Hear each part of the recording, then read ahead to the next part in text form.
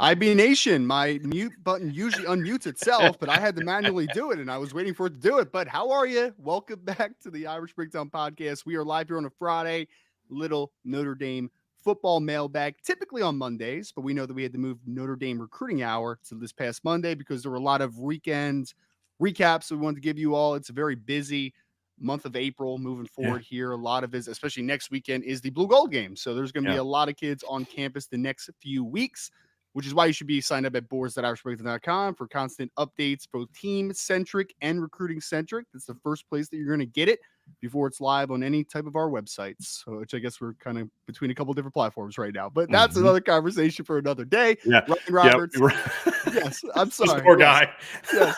Ryan Roberts, Director of Recruiting here at irishbreakdown.com, joined by my guy, Brian Driscoll, the publisher here on the site. Brian, I know it's been a while, man, but how's everything going in Brian Driscoll lands? I feel like you and I haven't done a show for a while, man. It's been a minute with all the recruiting week and stuff. A half at least, right? I think so. I think so.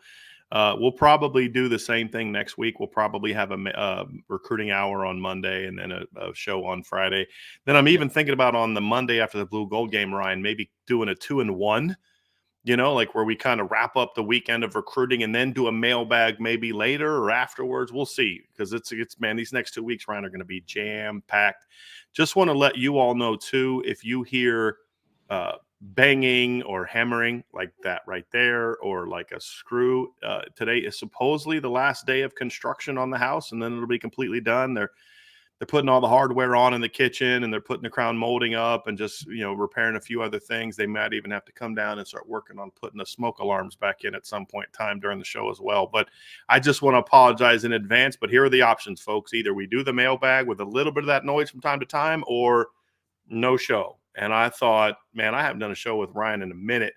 And I started thinking, like, if we don't do a show today, it might be a couple weeks before we do a show together, like maybe till next Friday, depending on how some things go this weekend. But so I'm excited to do the show, Ryan, and I want to talk some Notre Dame football, man. I know you do too. Lot going on, tons of recruiting stuff. We've got, like Ryan said, we got 2 websites going right now. So we have the Athlon version of Irish Breakdown. We have the SI version of Irish Breakdown. Eventually, the Athlon is going to become its own independent Notre Dame site, and then obviously Irish Breakdown remain with SI. But as of right now, Ryan's like, hold on a second, this is from Athlon or that's from SI. So I'm publishing his recruiting updates at 2 different sites. Well, you sent me back-to-back articles within like a minute span, and I'm like, once at Athlon, once at SI. I'm like, am I supposed to be publishing both of these? Like, I don't know what's happening right now. The first time it was like, hey, that's from Athlon. I'm like, yeah, I know. Here's what we're doing. We got to mix them up, because there's just so much content going on right now with so many kids visiting campus this April. I mean, they've had an incredibly busy month of March and April, Ryan, when it comes to kids getting on campus. And, it just goes to show how important I shouldn't say important it is, because they don't have to do it this way, but how beneficial it is with 26 recruiting that they have filled up in 25 so quickly. I mean, there's still some big time must-get targets on the board in 25. And we've, you guys had a great update on Jadon Blair on the site and a lot of the 25 kids. But there's also a ton of really good 26 kids visiting that aren't just like local kids. Like DJ Williams is, to me, a top 100 caliber player from the Tampa area. Brady Hart. Exactly. Yeah. Brady Hart and Noah Grubbs are top 100 players from Florida. They're getting kids from Texas. I mean, I just published an update that you did on Kadon Finley, who's a really talented 2026 receiver from the state of Texas. So, and this staff is grinding right now, Ryan, to say the least. They're grinding. And we'll talk about some of that during the show. We got a lot of other stuff, but that's why you need to be locked in at the boards at irishbreakdown.com, boards.irishbreakdown.com, because we're going to have a ton of stuff coming out. I'm going to drop a little mini team intel piece tonight, Ryan, and I'm going to have an even bigger one coming up after the spring game. But there's just a couple little nuggets. You and I talked about them last night that are just a little too juicy not to share with people. So we'll get those up. But that's a premium board thing only that you'll find at boards.irishbreakdown.com. And with that being said, Mr. Roberts, I'm ready to jump into the mailbag, man. Are you ready?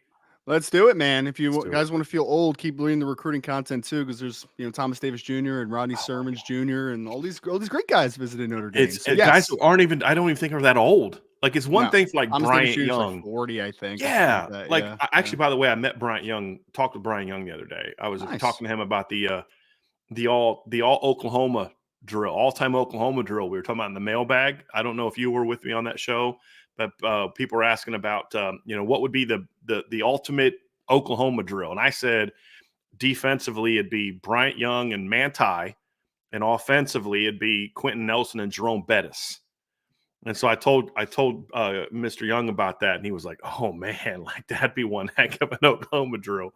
Back when they actually still did Oklahoma drills, but it's one thing for him, because when he was playing, I was a teenager. You weren't even a teenager; you were barely born. I think you two. Funny enough is that I saw Bryant Young down in San Antonio after practice. He was standing there waiting for Bryce to come off the field. And I didn't know it was Bryant Young because I didn't know what he looked like in the face 100%. I just remember, him with the 49ers mostly and all that type of stuff, right? But then he goes, "Go Irish," right? And I walk past him and, I give him a "Go Irish" back. I walk past him and then I see Bryce walk over to him and hang on. I'm like, "Oh, shoot, that was Bryant Young." I had no idea. And I was too nervous to go up to him after that, though, because I'm like, "That's Bryant Young." That's a Hall of Fame. That's a Notre Dame legend. I think you were 2 when he finished his Notre Dame career, right? You were 93. born in 91, right? I was born in 91, yep. So you were 2 when he finished it. That's one thing. I don't feel super old that Jerome Bettis has a kid coming through, but I'm like, wasn't Thomas Davis drafted in like the 2000s? Well, you know what I mean? It's pretty hilarious because T.Y. Hilton has a son, and I'm pretty sure T.Y. Hilton's 34. Right. That's about to go into college, Right. and Drake Kirkpatrick Jr. That's is a little Alabama. different. It's a little different. I took my ACT test with Plexico Burris and Deion Dyer, and now his son's got Plex has got a son who's going to be going to Notre Dame. So that does make me feel a little bit old, but it is what it is. But I'm ready to rock and roll, Ryan. So let's get this thing going. Guy Iden Benami wants to kick things off, Ryan. And Iden has to say, and Iden, good to see you, sir. We have to be looking for a corner in the portal, right? I think it's something that they're going to have their eye on, Ryan. It's going to be a unique situation because you're not going to go to the portal for a starter. I don't think that's going to be something that they're going to be able to do. No kid who, in my opinion, who definitely wants to be a starter. And I don't know how you feel about this, Ryan. I'd like to hear your thoughts after I share my point. But like, I've always felt when a veteran jumps in a portal, he needs to be a little selfish because this is kind of his last chance. So if I'm a senior and this is my last year of eligibility, I'm going to want some guarantees about playing time. I just am. I don't want you to use me to solidify something until your talented freshman shows up, right? Like, I want to know that, hey, I'm someone you value and someone you really want. So I'm okay with that. So Notre Dame's going to have to be in a situation where, look, there's just not, to me, I don't know that there's going to be anybody in the portal. This is crazy to say about Notre Dame. I mean, if you'd have said this 2-3 years ago, you'd have laughed at me. There's not going to be a barring like Denzel Burke or Will Johnson jumping in the portal. I don't see anyone getting in the portal that's better than Benjamin Morrison or Christian Gray. Like, I just don't see it. And so you're not going to get a top portal guy. You're going to have to find a guy that's going to be okay being part of the rotation. Hey, we need you to play some boundary. We need you to play some field, play some slot, play special teams. Like, you got to be okay not being that guy if they don't think Chance Tucker is ready to be that guy, or if they don't think maybe Leonard Moore or Carson Hobbs. But even still, even in case, if those guys are ready, then they can beat that guy out if they need to, if they're ready to play. So I would think they would be, but it's not going to be like, if I say I think Notre Dame's going to go in the portal, then what's going to happen is when the portal opens, Ryan, all these big name corners are going to jump in, and people are like, "Oh, what about that guy?" And I'm like, no, it's not going to be that kind of guy, because that kind of guy is not who Notre Dame's going to look for. And that kind of guy is not going to come to Notre Dame knowing he's going to have to battle with Christian Gray for a starting job. Right. It's just not going to happen.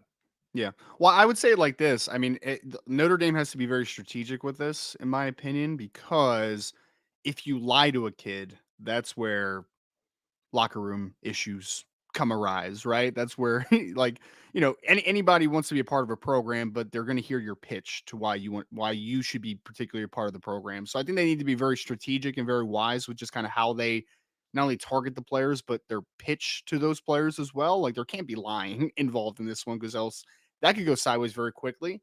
I would also say this, that, I mean, it's almost like you got to take a chance on a kid, maybe potentially. Like, I think of it as what's his name? That was the transfer running back from Penn State that's on Notre Dame now. That's playing Devin Ford.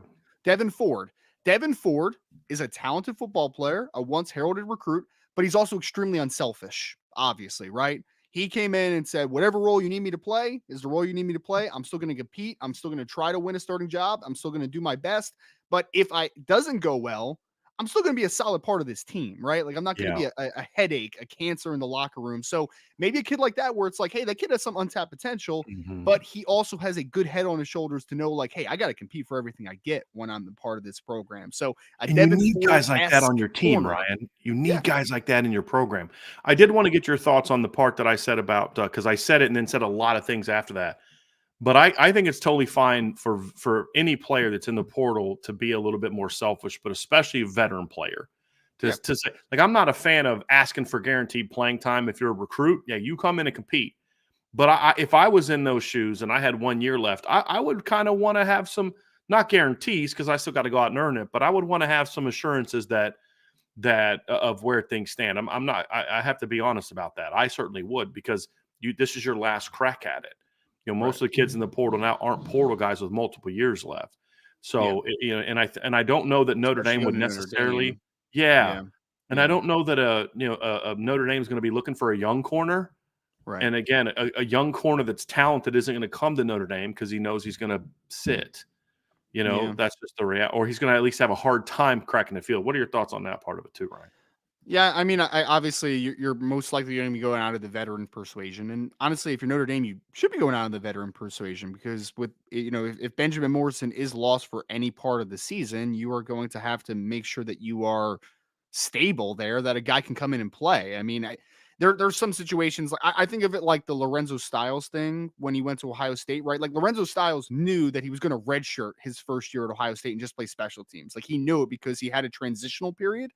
Notre Dame, I don't think can take a reclamation project like that. Like they need a guy that is ready to play just in case, right? Like let's say another injury happens to another player, God forbid. Let's say that they aren't able to, get enough out of a younger player that they're hoping that they get out of. I mean, you have to be able to have a guy that's ready to play. But ultimately, if I am a player, because I can only speak from my opinion here, if I was a player that had 1 year to play college football to hopefully make a run on playing professionally, I don't want to go to a place where it's not a clear vision of me playing potentially because most of the kids that are in the portal, like there's some special circumstances, but for the most part, they're coming because they want to play, right? For whatever reason, maybe they were injured and passed over, or maybe there was just a couple really talented kids that were in front of them. Maybe, there's a lot of different situations. Maybe there was a coaching change where they don't get along with the new coach. So they got passed over for whatever reason. So I think regardless of the situation of why they got there as a veteran,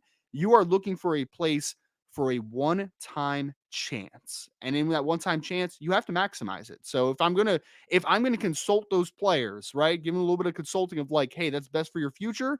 If you're trying to go to the league and you're trying to get playing time, that's a situation that you should be able to have a clear vision of where people see you. Absolutely.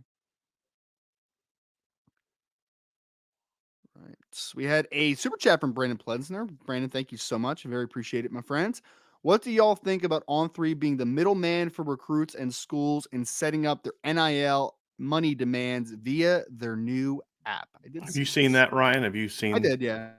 Why don't you go ahead and start? Go ahead and share I your mean, thoughts first. I mean, look, man. When the On3 evaluation, just the NIL evaluation stuff came about, I think everyone heard me speak on it. That I just think that it's an issue, right? Like first and foremost, like from that perspective of I think an outside source putting money value on a player, I just think is a little bit unfair. Like that should be up for the negotiations if that's how it happens, right? You're talking to a school, you're talking to a player. That's where that market is set. That's where that's dictated. I don't need On3 to set those parameters around what a player is worth personally, in my opinion. That's more of a individual, like that's a negotiation period, in my opinion, right? And I honestly think that a player is going to try to use that as leverage. A school is going to try to use that as leverage. And I just think that it causes headache for a kid that is still considered a non-professional, right? So like I think that there's a lot of wrong with that. This thing that's happening now with this app, I have mixed feelings on it because I think it's an extension of I think that this is taking this to a really ridiculous level. And I think that On3 is trying to capitalize on it.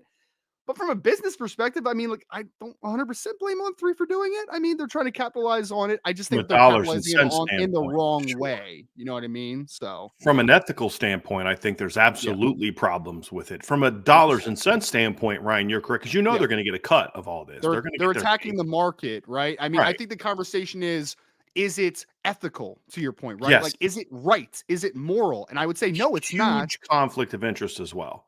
Like, you're Absolutely, yeah. trying to portray yourselves as like this industry setter and evaluations and stuff like that. What are my assurances? Your word that you're not going to allow these things to impact your recruiting rankings?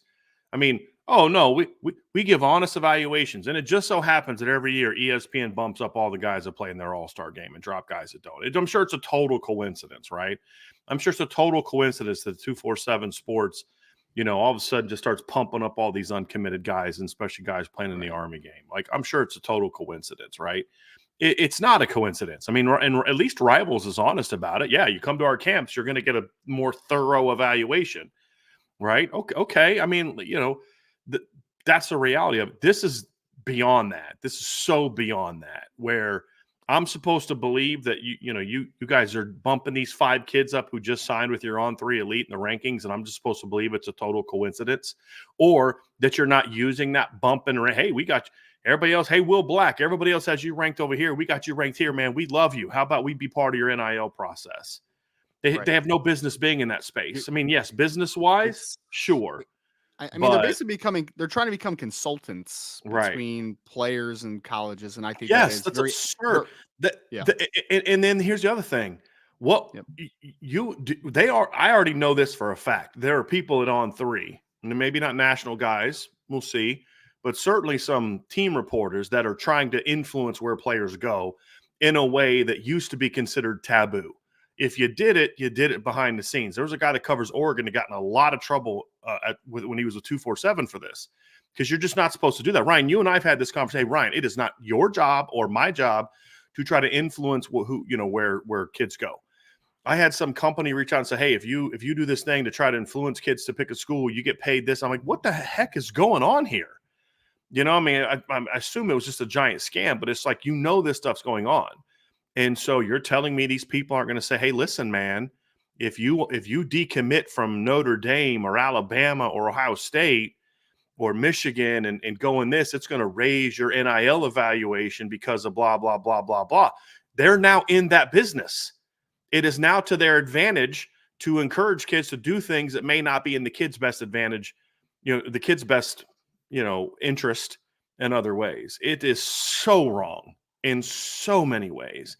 And it's like, are you guys trying to be evaluators? Are you trying to be reporters? Or like, what are you trying to be? If you want to get in the NIL sphere, then just do that. Just be that.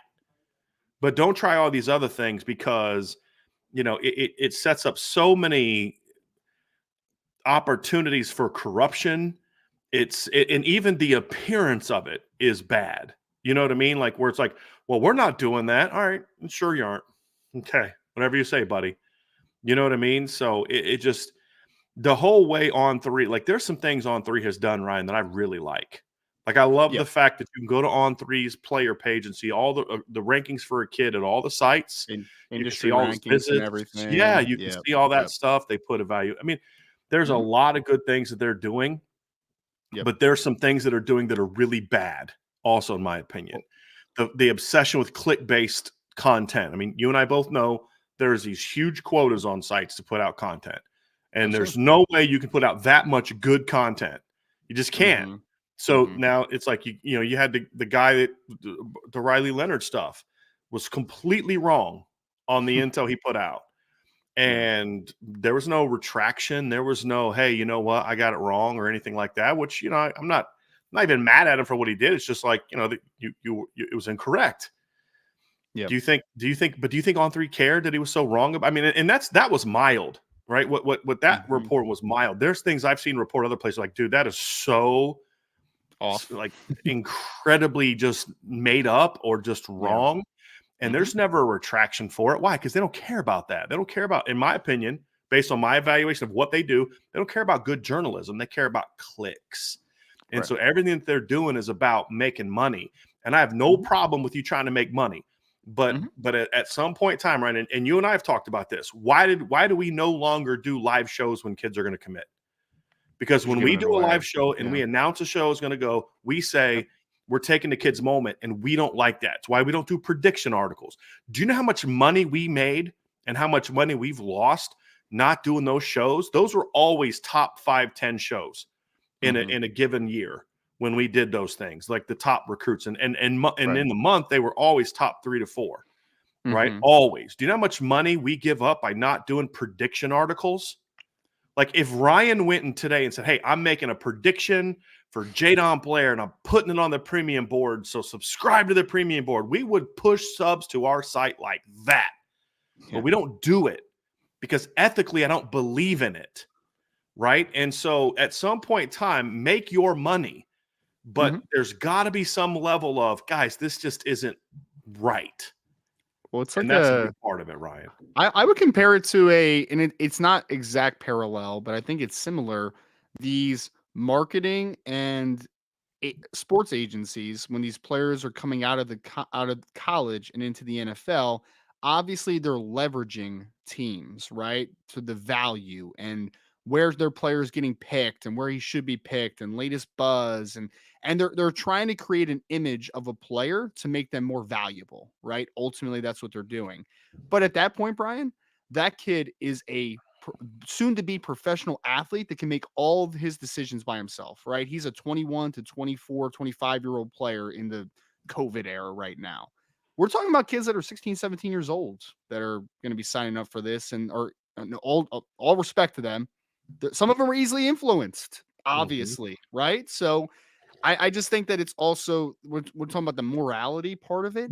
It's also the age demographic we're talking about, man. Like, I don't know.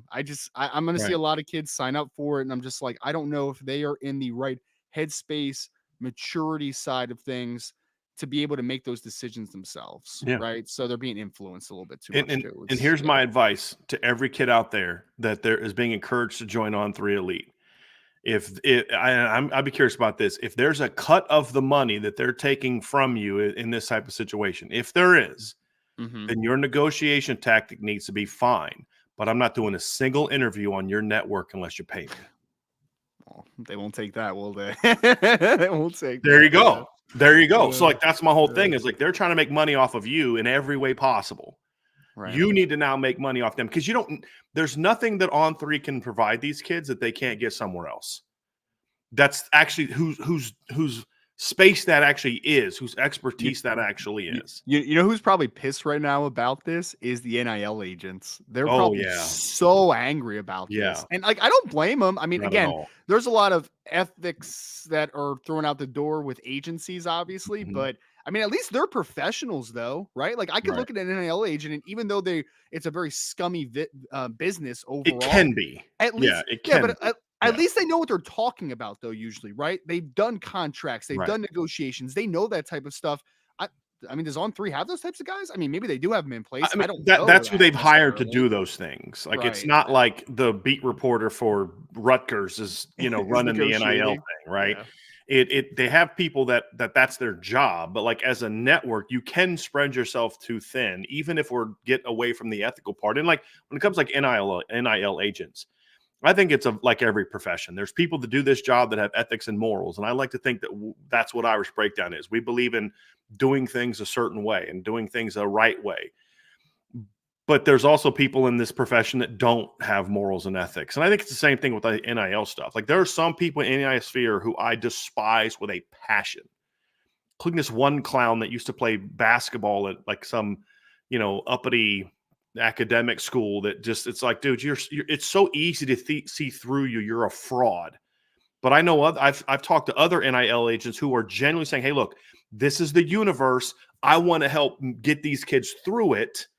And yes, I have a business to run, so I'm going to get compensated for it. But they're not doing the crazy 30, 40% stuff. They're trying to do it more. I want to look out for the kid. I'm going to obviously get compensated for it. But I have a passion for making sure that these kids have a voice in this conversation. There are people like that too, right? But like this whole thing with On3, this is nothing to me but a money-making scheme. And they can say all they want, oh, we're looking out for young people. No, you're not.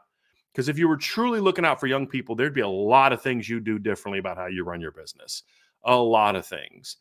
And so, yeah, I have a big issue with it. I have a very big issue with it in a lot of different ways.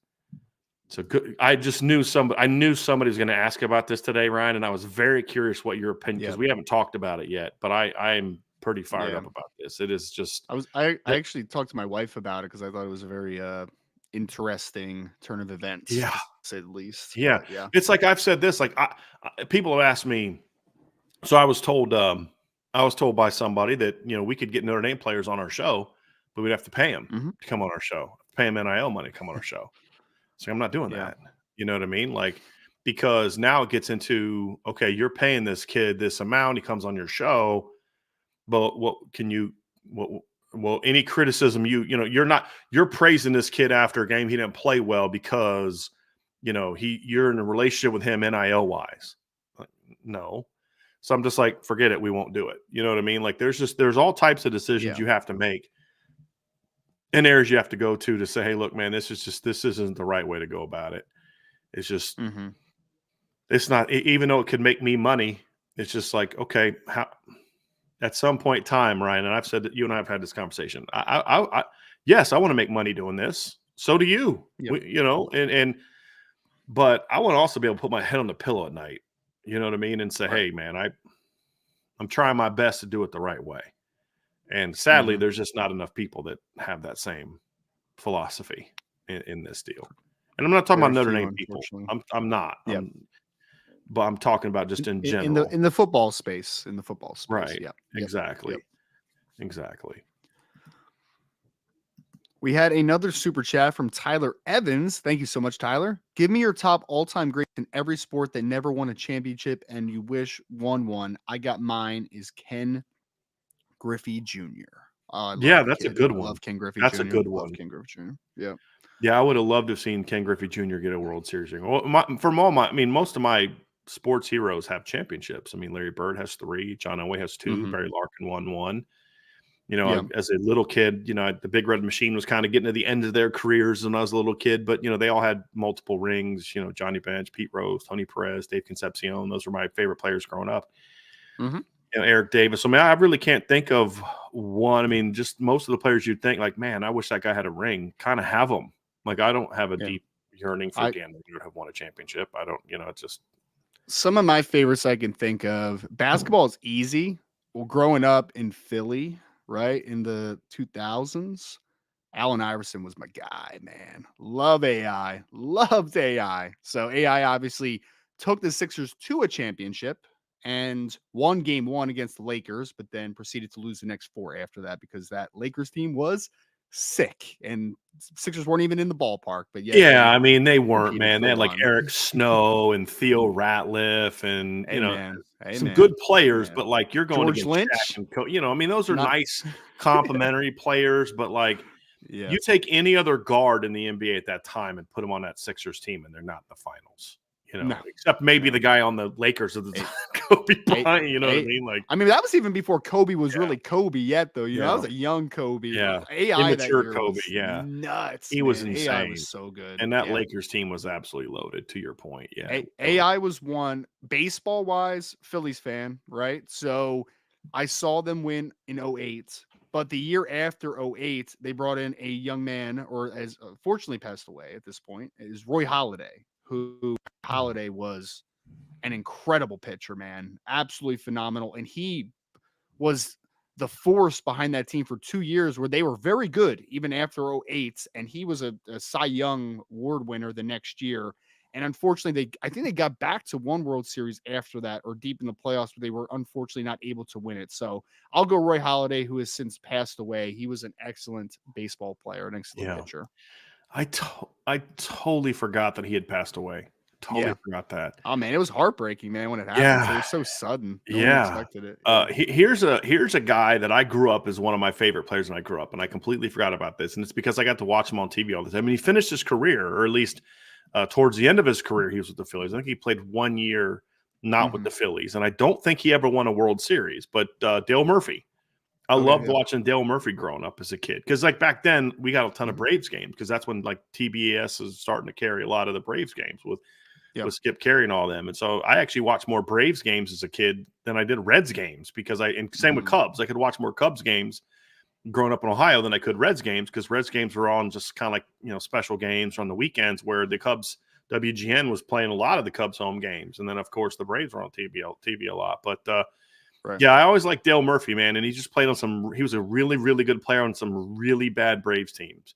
And he had a big old first baseman who could hit a lot of bombs, Bob Horner, but he wasn't that good of a player otherwise. But yeah, they just never had really good teams. And then he came to the Phillies for a few years. But that would be the only guy that I could really think of that I kind of rooted for.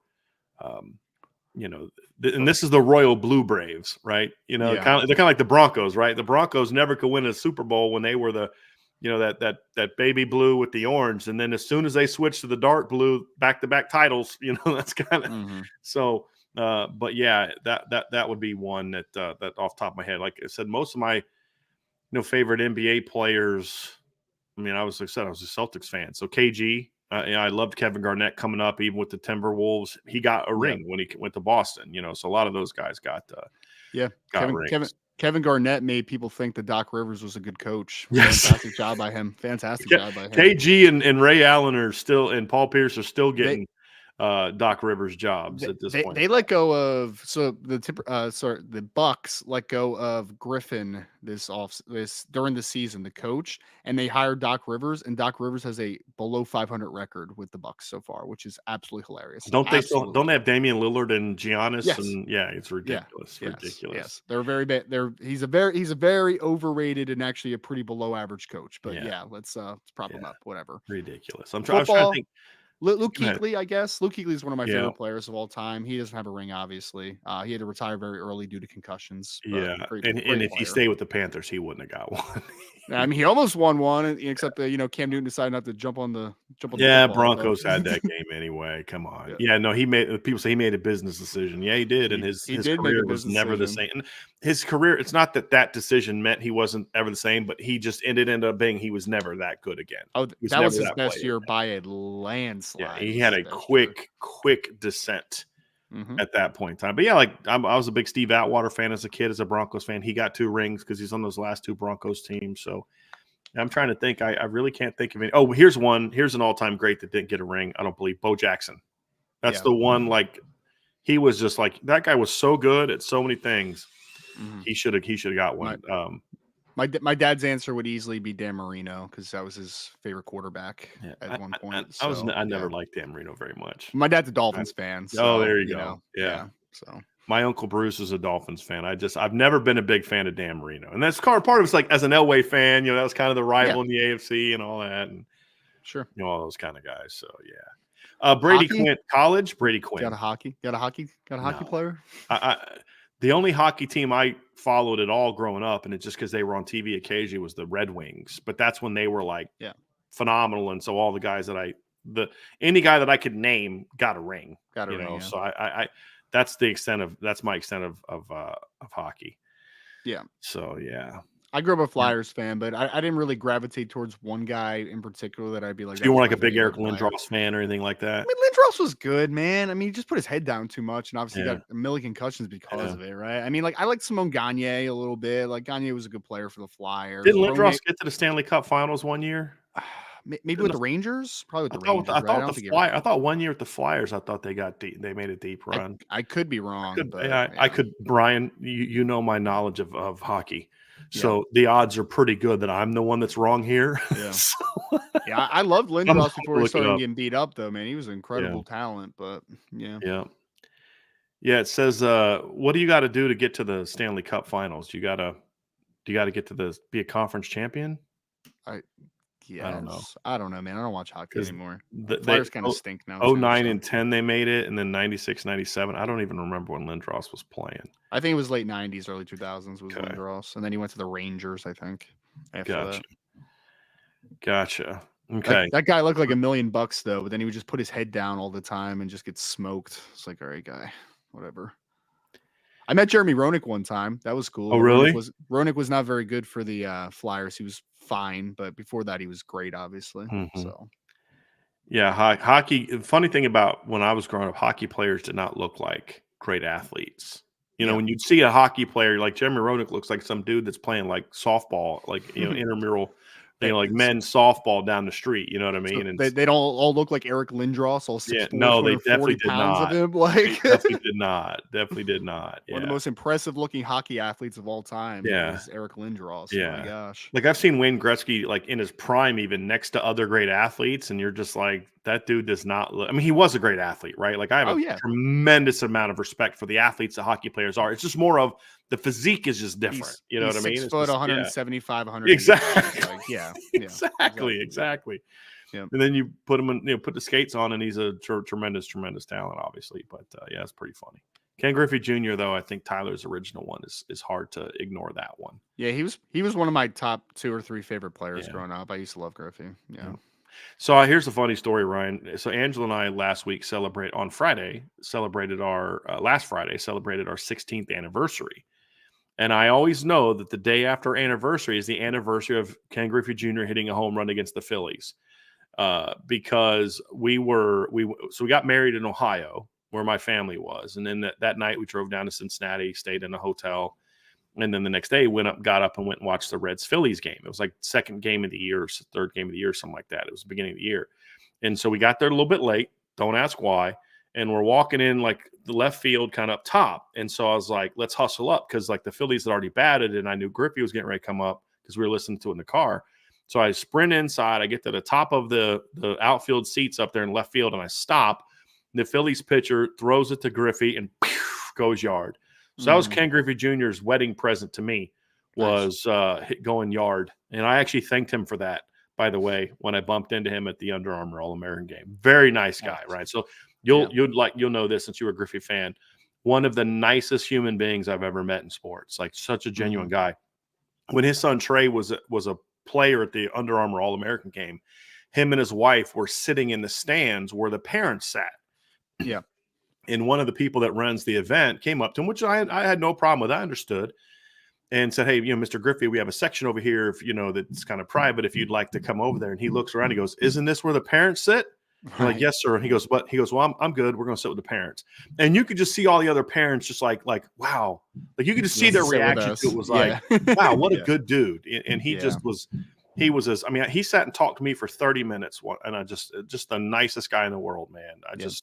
And so I like best hearing swing of all time too. Prettiest swing of all swing. time. Such a pretty swing, Ryan. Yeah. But I just like when, you know, because you meet some of these professional athletes and you're just like, this guy was kind of a jerk.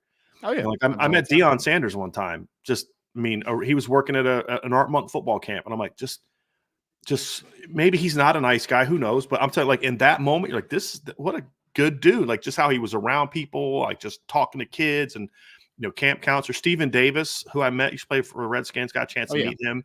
Working at camp, just a really good dude. Actually, it's a funny story. I had 8 balls of I was a counselor for 8-year-olds, and watching 8-year-olds play padded football was hilarious. But they were all crying because those kids mainly come to the camp to get autographs and meet the Redskins players. That was the highlight. All week, that's all they want to talk about. 8-year-olds. Yeah. And so the day that Stephen Davis, who at the time was a big time running back for the NFL, was going to be signing autographs. It's when the 8-year-olds had to go be on the field and they were all crying and just sad. So I went and got all their footballs and I took them over to him and I was like, you know, he goes, "No, I'm not signing those. How do I know those are for kids?" And then he just looks at me. I'm like a junior. He goes, "No, I'm just messing with you, man." And he signed them all and talked to me and then waited for them to get back. And then went and talked to him. I was like, you know what, man, this guy has no reason to do that. It doesn't benefit him any way to do that. But he wanted to have he wanted to impact young people. So I like hearing stories when you meet famous people and athletes, because you hear so many of the negative stories about how this guy's a jerk and this. So when you hear the stories about how they're good guys, you're just like, yeah, it makes you feel, and it makes you appreciate. Like, I'm glad I was a fan of that guy. Yeah, like I'm glad I rooted for that guy, because then I got to meet him, and you're just like, what an awesome guy. And it's like. He was a really good player. I remember him a little bit at Auburn and then obviously with the Redskins, but then he was really good for a year or two with Carolina when they went to the Super Bowl. So really good player. Item Benami with the super chat. Thank you so much, sir. Again, say what you want. I like the way Notre Dame is handling recruiting portal and NIL the right way, and kids wanting to actually come to Notre Dame for Notre Dame and the coaches.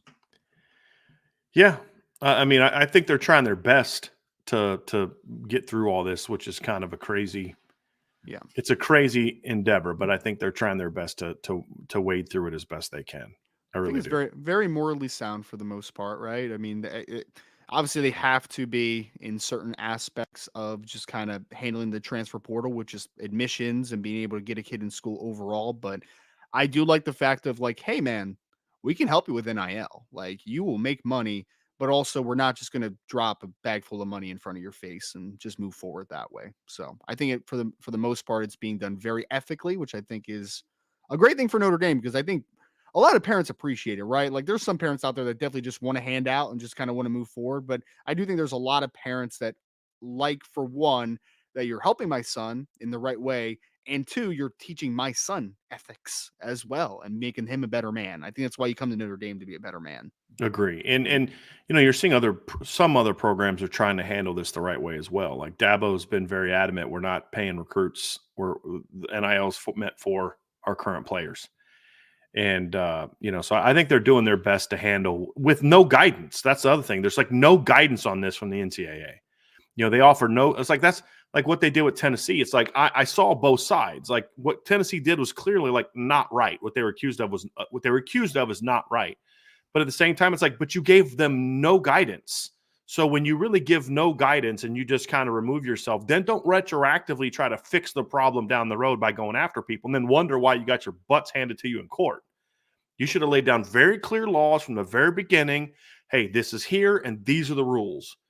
And then, then you fight that fight at the time and get all those member institutions to sign on to it and all that kind of stuff. And then, it's kind of like, I don't even get into all this other stuff, but yeah, it's just that's kind of where it comes from, right? It's like you gave no guidance, gave no Mhm. direction, and then you were reactionary. You'd react to problems instead of being proactive about things, and Right. and then that's why we have the absolute ridiculous mess that we have now.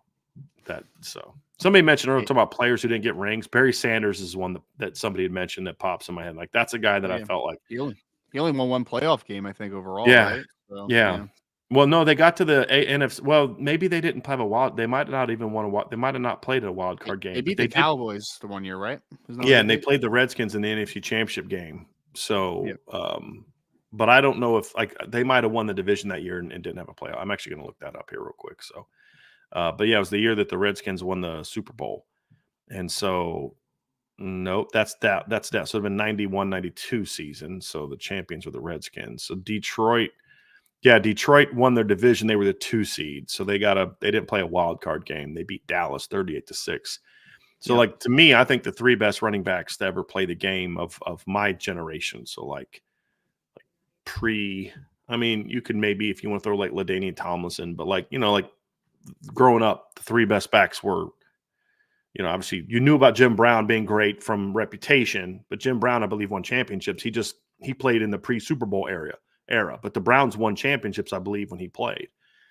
And then, of course, Walter Payton got one late in his career. So I always wanted Barry Sanders to get one, but you just knew if he stayed in Detroit, he wasn't going to get one. And he wasn't going to not play in Detroit.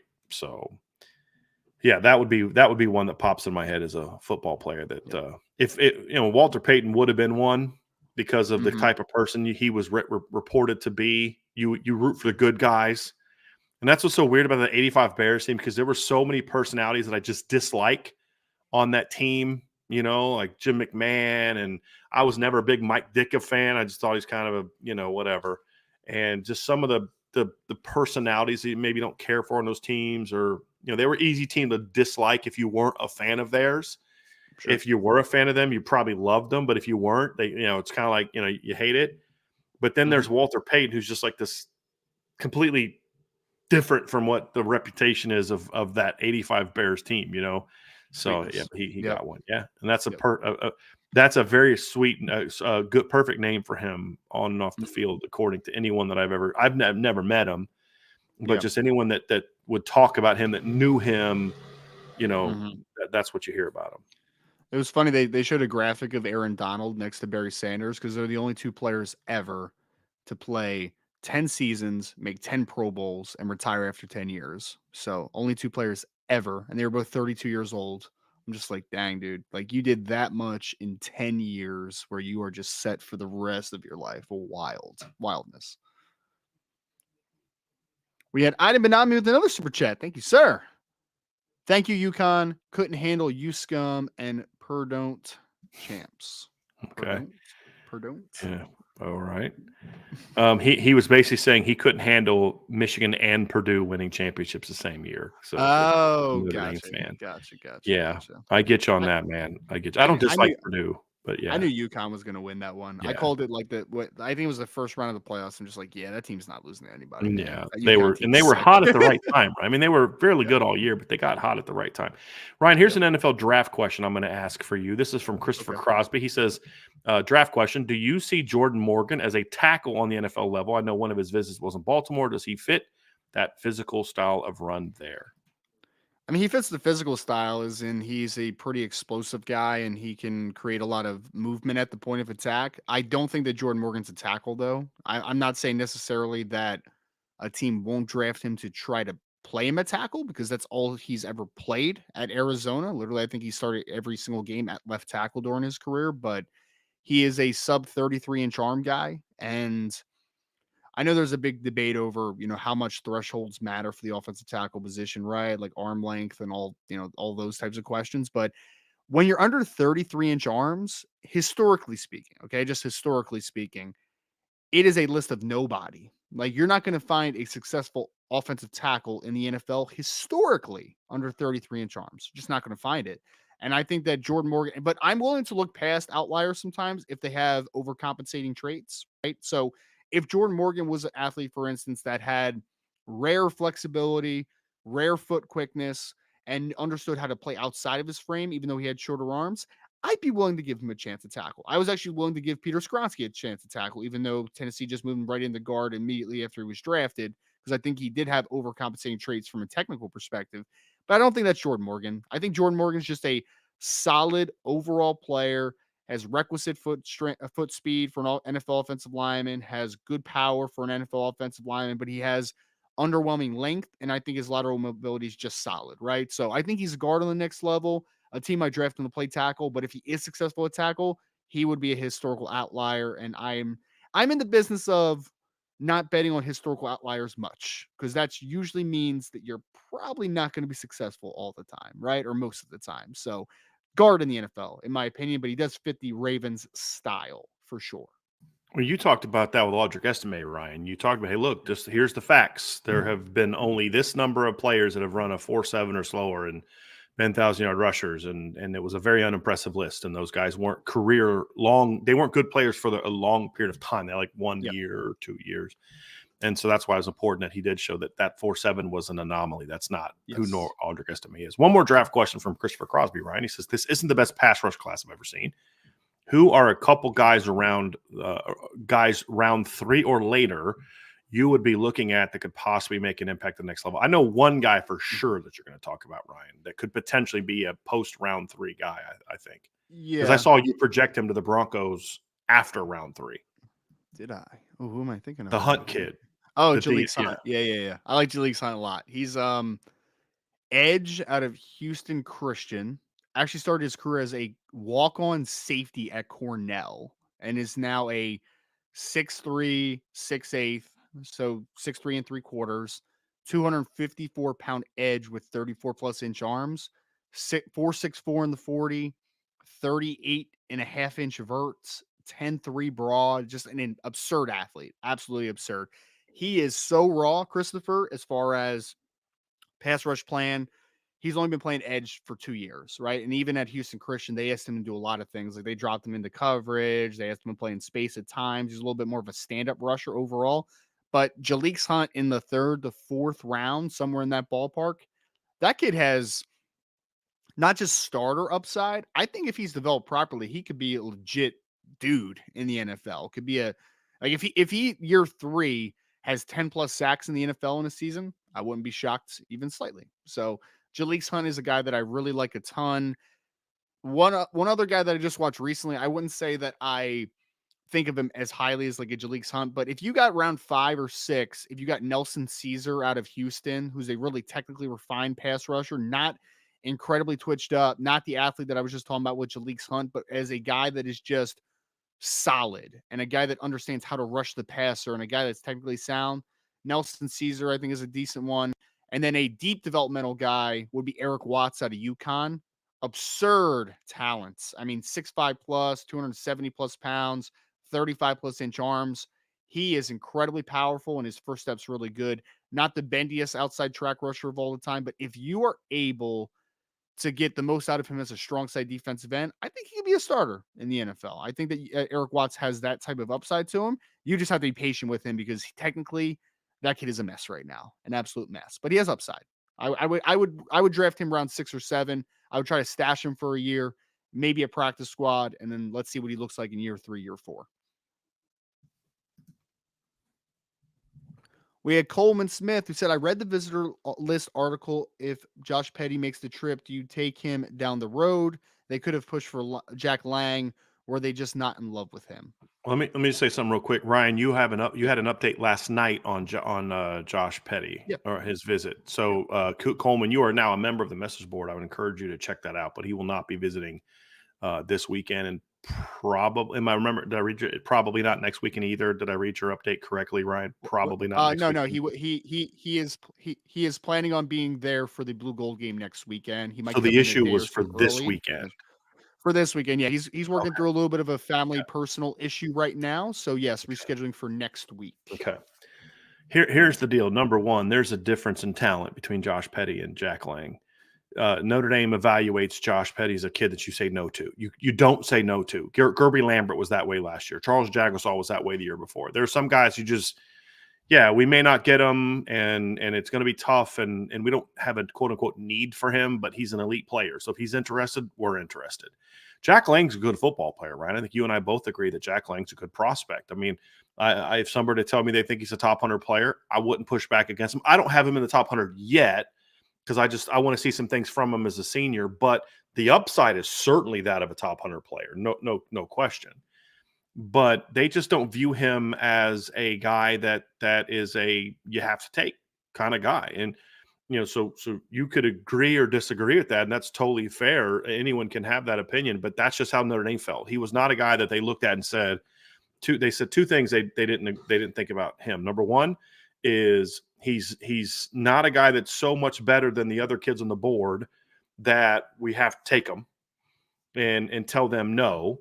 That's number one. And then the other part is he's not a guy that we have to go beyond our desired numbers to take.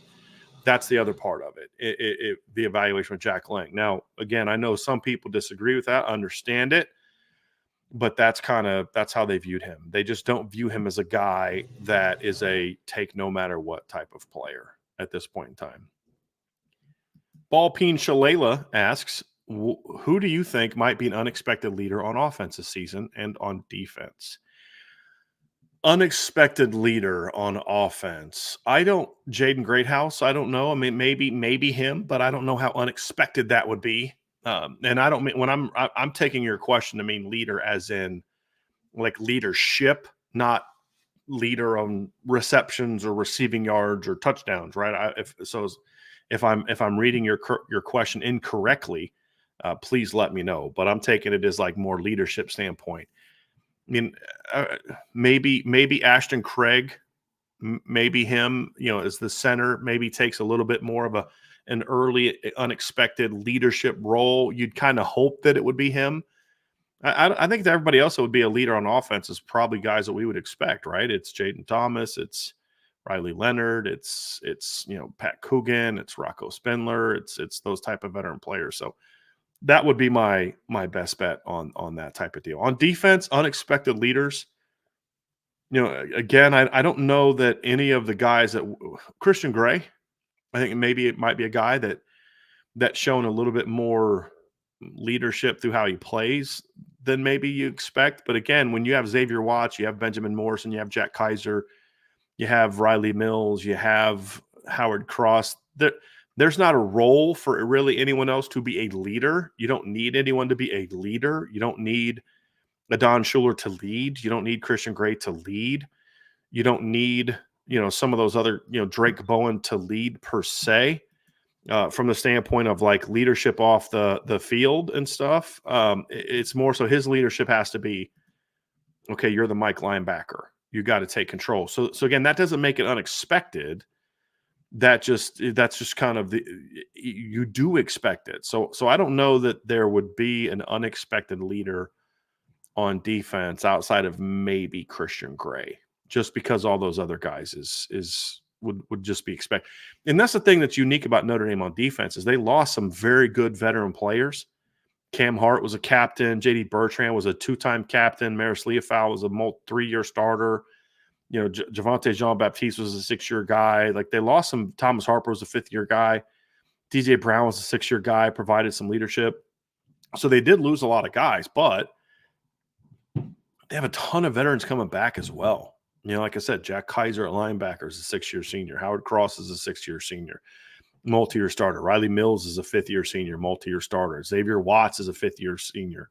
And Xavier Watts and Howard Cross were All-Americans last year. Benjamin Morrison's only a junior, but he's going into his 3rd year as a starter, and he's providing more leadership, at his position group. So it's just one of those things where there's just not a need for a leader per se. And now, again, does Drake Bowen need to provide some level of leadership in regard to, hey, listen, we need you to, get the calls right and do all this and those type of things. And that's good. But that's again, not unexpected. That's just, that is expected of a middle linebacker. And that's kind of where Notre Dame is at. So when it comes to leadership on that side of the ball. So good question. Good question, Ball Peen Shalala. Let's go to John A1. John says, which group will be stronger on the Notre Dame offensive line in 2024? Guard or tackle? This is a really good. Okay, so John, I'm gonna answer your question 2 different ways. And the first way I'm going to answer it is exactly how you asked it, right? Guard or tackle. My answer would be guard. And here's why I would say that. Because it would not shock me if Notre Dame's best offensive lineman by the end of the year is Charles Jagasaw. That would not shock me. He is the most physically gifted player. You could see the light maybe go on for Tosh. You could see the light go on for Emil Wagner. You could see the light go on for Sylvan Absher. Gerby Lambert could come in, and it would not shock me if he plays right away this year. So there's a lot of talent at tackle. But right now, there's more questions than answers there. And so, that's my issue there. Then guard, okay? But here's the way you look at guard, okay? Because there's similar concerns about both. Billy Schrauth has had a great spring, and that'll be one of the intel pieces I talk about is how he has played this spring. And so you feel good about him. And then the other guard position, you're like, okay, but isn't Pat Coogan kind of like Tosh Baker at right tackle? No, because we know that Pat Coogan can play a certain level. Like we know the baseline for Pat Coogan. And I expect Pat to make some improvements now that he has 13 starts under his belt. But the difference between guard and tackle is maybe Emil Wagner beats out Tosh Baker. Maybe he doesn't. I don't know that he'll be ready. But what we do know is that left guard, you've got 2 guys with 10-plus career starts now battling for that job.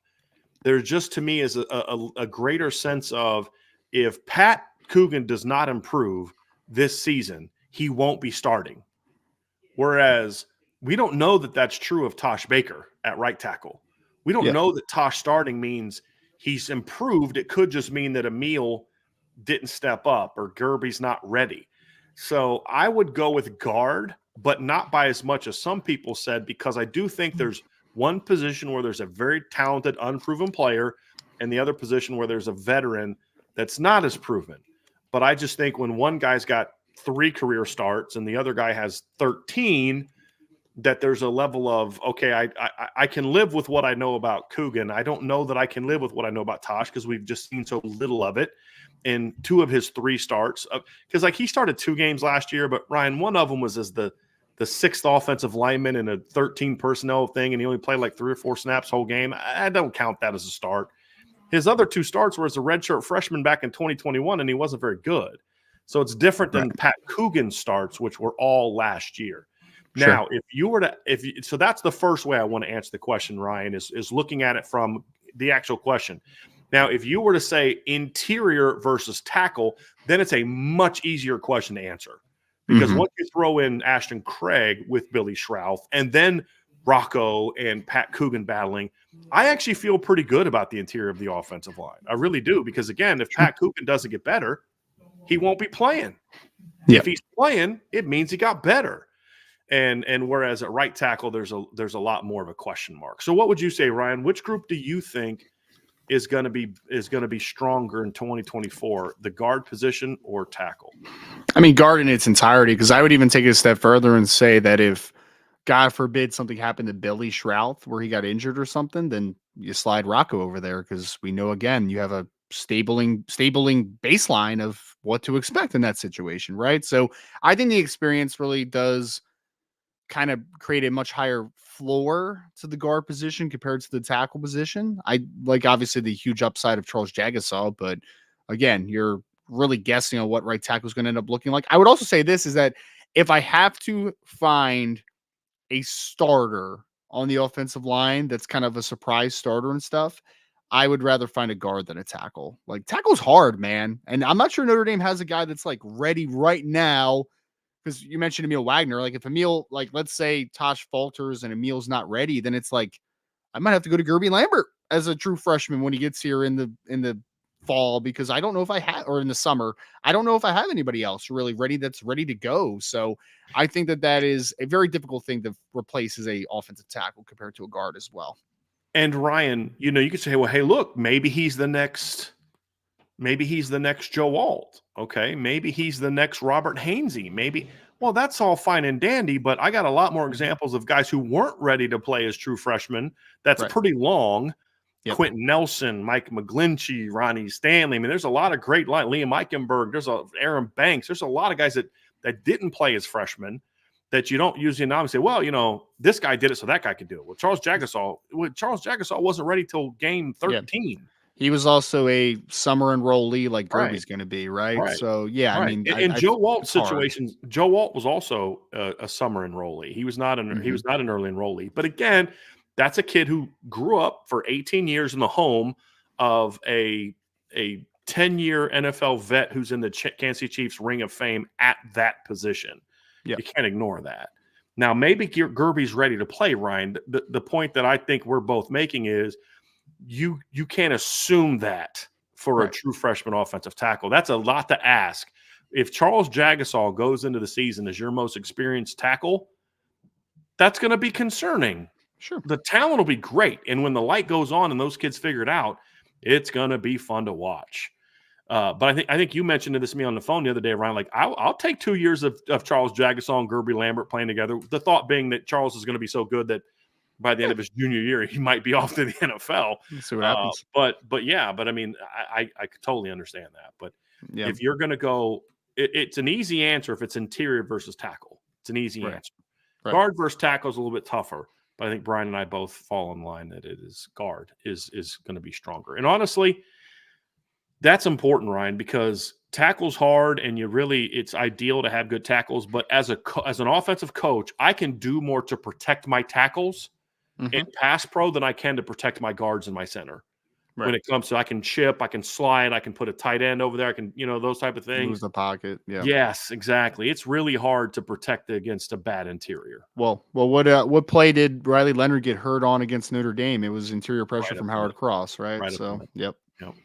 Absolutely right. Good observation. Got another draft question on Super Chat, Ryan, from Tyler Evans. Thank you, Tyler, very, very much. He says, Ryan, do you see any sleeper going in the first round we are thinking about that we are not thinking about, like Craig Davis in 07 and Bruce Irvin in 12? So maybe, Ryan, not someone that you're predicting to go in the first round, although you can do that. I'd like to know if you have any sleepers that you think could be in the first round that maybe others aren't or should. But even more so, do you think there's any player that the buzz is such that he's going to jump into the first round and maybe it'll be a surprise to people and maybe he shouldn't? I mean, there's always is, right? I mean, like you mentioned Craig Buster Davis and, Bruce Irvin, but it happens every single year, Tyler. I mean, you could even bring up like, what was the kid's name? The guard out of Tennessee, Chattanooga, that the Patriots drafted, Cole Strange, a couple Yeah. years ago, right? It's like no one thought. I mean, I liked Cole, but like Cole was not a first round pick, and What about the Titus Howard kid that Titus Alabama State. that the Yeah. Texans took a few Well, years. they panicked, man. Someone jumped in Yes. front of them to take their tackle, and then they were like, "Shoot, we need to tackle really badly, and we still need to take someone." So yeah, So bad. they were freaking out in So that bad. situation. But I mean, look, I a couple guys I think could jump in that maybe people aren't talking about enough. I think one is Christian Haynes, the guard from UConn. I just would not be shocked about that one. There's day 2 grades there, and I think that he's had a really clean and good draft process. So I wouldn't be shocked if he's a guy. Wide receiver wise, I mean, there's a couple guys that I think could sneak in the first round that might surprise some folks. I mean, Lad McConkey might be I don't know if that's a surprise. I mean, he's had a great process. Seeing a lot more of that in mock drafts, Ryan. Yeah, I mean, he's had a great process, man. I mean, he really has. He was uncoverable at the Senior Bowl. He went to the combine, ran 4.3 something. Like, he's a really smart football player. He's a really technically sound football player, great route runner, and he's got some juice to burn, right? So, Lad McConkey, maybe a guy that could sneak potentially His injury in there. history would be the concern for me, Ryan. Isn't just his best year though? Did he have? He was banged up a little bit the year before as well. I don't know that he missed a lot of time because of it, but there were periods the year before they got. You just didn't notice because they had AD Mitchell, they had all these other guys that could step up. My favorite misnomer, and someone said it, I think, on the Monday show this past week, was like, "Oh, Georgia never had good receivers." I'm like, "Hey, go look at the 2021 Georgia wide receiver group and tell me that they didn't have good receivers." They had Jermaine Burton, they had Lad McConkey, they had AD Mitchell, they had George Pickens. Like, they had some guys. Arian Smith, who could flat out fly. Yeah, they had some Marcus guys. Roseme, Jack Saint, who I've seen some people project might get drafted this year. Yeah, late draft. You know what I mean? Yes. Yep. And they had this kid. I don't know if you've heard of him, Ryan. I think he's draft eligible this year. You might have heard of him. Playing tight end. This kid named Brock Bowers. I don't know if you've heard of him. And if you want to count all pass catchers together, I mean, you could throw Darnell the Washington in there too if you want. Yeah, and the way they I think Eric Gilbert was on that team too, which was kind of wild to think about. So yeah. So. Well, and then they had the John Fitzpatrick kid who got drafted. Now, I don't know that he should have, but he did. Right. And they had a 5-star kid named Dominic Blaylock who couldn't get on the field. Oh, he was so good. Then he got hurt, and it was the end of for him. But he was really talented before he got hurt. He had a nice game against Notre Dame as a true freshman, if I remember correctly. Dominic Blaylock? No, you're thinking of somebody else. He was a freshman in 2021, or he was a freshman in 2020. You think? Actually, you know what? You're correct. He was a freshman. They had him listed as a sophomore in 2021. He was a freshman that year, Ryan. You are correct. Yeah, I remember 18 yards. I thought he had a couple nice catches against Notre Dame, if I remember correctly, with Fromm and those boys. But I still can't believe Notre Dame lost that game. Still can't. Yeah, it was weird. It was a weird game. But I guess those would be a couple. I'm trying to think if there's any defensive guys. I mean, I don't know if Darius Robinson from Missouri is a guy that maybe I don't know if some people would be like shocked about that one though, but he's a guy. Safety. I don't think there's any safeties that are going to go round one. The only one that I think would be a shock is maybe Jaden Hicks from Washington State, the safety, if he's drafted like late 30s. But isn't that kind of the thing though, Ryan? If the guy was a surprise, we wouldn't know about it right now. Right. I just don't know if there's any buzz about that one even being a possibility though. So I'll go with those couple. Because Bruce Irvin had some buzz because he ran some crazy. Oh yeah, he ran 4.4 something or 4.51 or something like that. Yeah, some crazy number. Yeah. Craig Davis was a good one though, man. That LSU group was very overhyped that year. And a lot of those guys that come out, Notre Dame had to deal with those guys in the Sugar Bowl. But a lot of those guys too that are surprises usually tend to not be high picks like Bruce Irvin, who I think went in the top 20. Right? Yeah, he was very early. He was like 15 or something. A lot of them were like in the late 20s, and like the Chiefs took a DN a couple years ago that some people thought was a surprise for that spot. For them, the kid from K-State, I believe. Yeah, and a Duke Uzama or whatever the heck the kid's name was. Yeah. You'll see some late picks like that where teams maybe draft for need, that kind of stuff. But sure, yeah, it's going to be a very interesting process. There's some guys that I think would surprise draft Twitter that went in the first round that I think should be first round picks. But who's that? Keon Coleman. Oh, they should go in the first round? Yeah. Oh, yes. I'm all in yeah. on Keon. Yeah, I'm all in on Keon. Yeah. I know you are. I am. Yeah. I see some people on Twitter like he might fall to the 3rd round, and I'm thinking, Oh, well, what? Actually, I don't care about saying the name because I've thrown shade before, but Chris Trapasso from CBS Sports put him in the 4th round in a mock draft. I was like, okay, What are you doing here? Right. It's like, well, he ran Yeah. a 4.6, He and compared him to N'Keal Harry, and I'm like, oh Lord, all right. like that's just such a bad comp. Like, I just read some of it. Like I'll occasionally, Ryan, if I can't sleep at night, I'll go do the Pro Football Focus mock draft The simulator. simulator. It's fun with all It the is trades fun. and everything. It is Yeah, fun. and I don't know that I've taken a pick at 12 yet, Ryan. I'm just going to be honest with you. I trade down every time. I would too. And sometimes, but the other day, I think I might have downloaded it because I was going to send it to you. But again, it was really late at night, so I probably forgot. But I had one where I made like 3 trades, and I was like, oh, I think Ryan would love this draft. He might not like my quarterback, but he would like my overall. Because I got Bo Nix. I mean, I've come full circle in Bo Nix. Yeah. I don't mind him as a draft prospect. But I got him much later. So it wasn't like at 12. Like I don't know that I would love the. Here it was, Ryan. So I traded down twice. Okay. I traded down to number 19 with the Rams. So the Rams came up, and the Rams got Quinyon Mitchell. Ooh, is who they got. Love that. Yeah. And then I traded down, and I got pick 52 and pick 83. So I got a second in it because the Broncos have they have like 1 day 2 pick. I think they have like 4 or 5 picks overall, right, or something. Yeah, like that. They don't have a lot, but all their picks are like they got a couple 6 rounders, a couple 4ths maybe.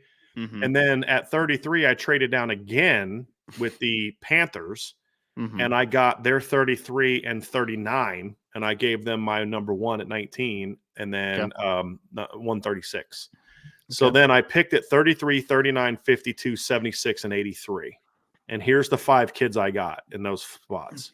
Okay. Bo Nix, Chris Braswell, Keon Coleman, Andrew Phillips from Kentucky in round 3, and Cedric Van Pran at center. And then the rest of this was probably the best mock draft I've ever done, Ryan.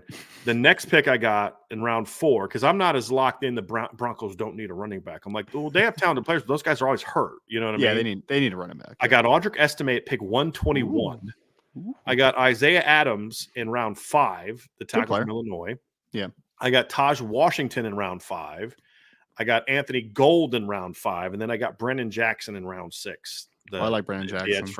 So I knew you'd like that draft. I knew, and it hit a lot of the needs that the Broncos have. So I was like, if the Broncos could come out of this draft with Bo Nix, Chris Braswell, Keon Coleman, Andrew Phillips, Cedric Van Pran, and Audric Estime, you're going to see me doing backflips. Yeah, I mean, I'll be and draft, some draft picks and stuff. So I was like, you're going to see a happy dude. Denver and it's back to back. It's 12 and 13 with the Denver Broncos and the Las Vegas Raiders. They're in such a strange situation because everyone knows Minnesota's trading up to take one of the top 4 quarterbacks. So it's very interesting to see if Sean Payton forces a quarterback at 12, like whoever QB5 is. Yes. Or if the Raiders force it at 13. I mean, because the Broncos have to be desperate for a quarterback this offseason. Oh, 100%. I mean, they have – isn't their starting quarterback right now is – Jarrett Stidham, dude. Jarrett Stidham. That's the only quarterback on the roster. Their backup is Ben DiNucci. Oh, they have Ben DiNucci on the roster? Yeah. Nice. Well, James might as well Madison, be. great, they man. Don't have one. James Madison, great. Yeah. Yeah, but like the thing is for me, Ryan, with the Broncos, it's like don't force it at 12 when you have so many other needs.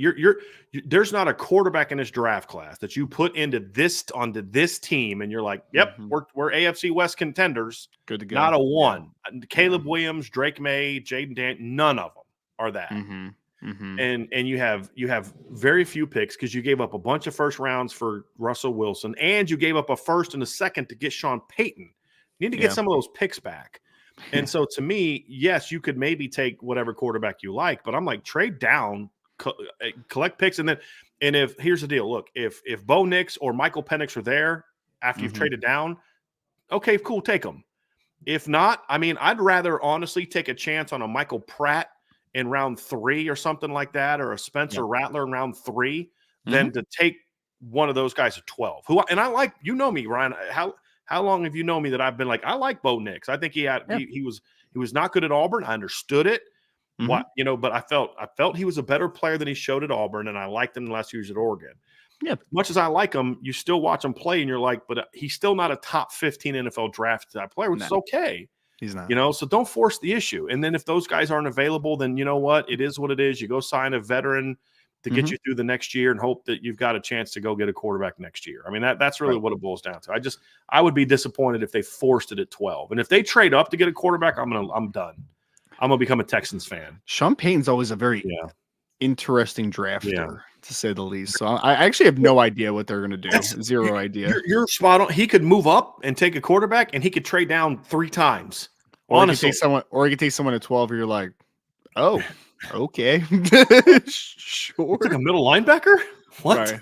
Right. I mean, he's one of those drafters, man, where you're just like, I don't really know what to think of him as a drafter, but then it works out sometimes, obviously. I felt the same way with Detroit last year when they took I like Jahmyr Gibbs. 12 was too high for Gibbs, though, in my opinion, even though he's a very good player. But then they took Jack Campbell in the top 20. I'm like, you took a running back and a middle linebacker in the year 2023 in the top 20. That's wild, man. And worked out pretty well for him. I mean, if you take out Jack wasn't great, but Jahmyr was really good. Who they could have had, you take that context out. Yeah, Jahmyr was great as a rookie for them. Really good as a rookie. All right, Aiden Benami with another one. What's up, Aiden? Is Eli Raritan 100% healthy? He looks to be dynamic and a playmaker, but he's been out. And you mentioned Cooper Flanagan getting the ones. I can only tell you what I've been told. What I've been told is that Eli is healthy. They're just being careful with him this spring. And they should be. They should be. And like I've been told that Riley Mills and Howard Cross haven't taken a ton of reps this spring. No reason to why. What does Howard Cross need to prove to you, Riley Mills? I mean, there's some things they're doing individual work and all that, but like when they get to some team stuff, they're not going to. It's good. Push those other guys. So I'm with you. I think you know who Eli Raritan is. It's just about keeping him healthy.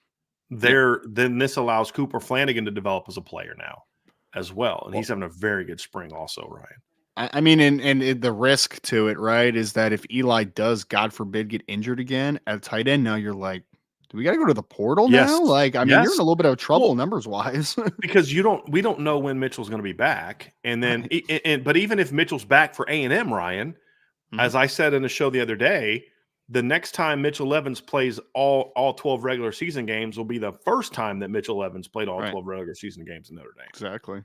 I mean, so you just can't take that chance. And to your point, I think so then it would be if he's hurt and say the first month Mitchell Evans is out. You now have your tight end depth chart is Cooper Flanagan, pretty good number 1. Yeah.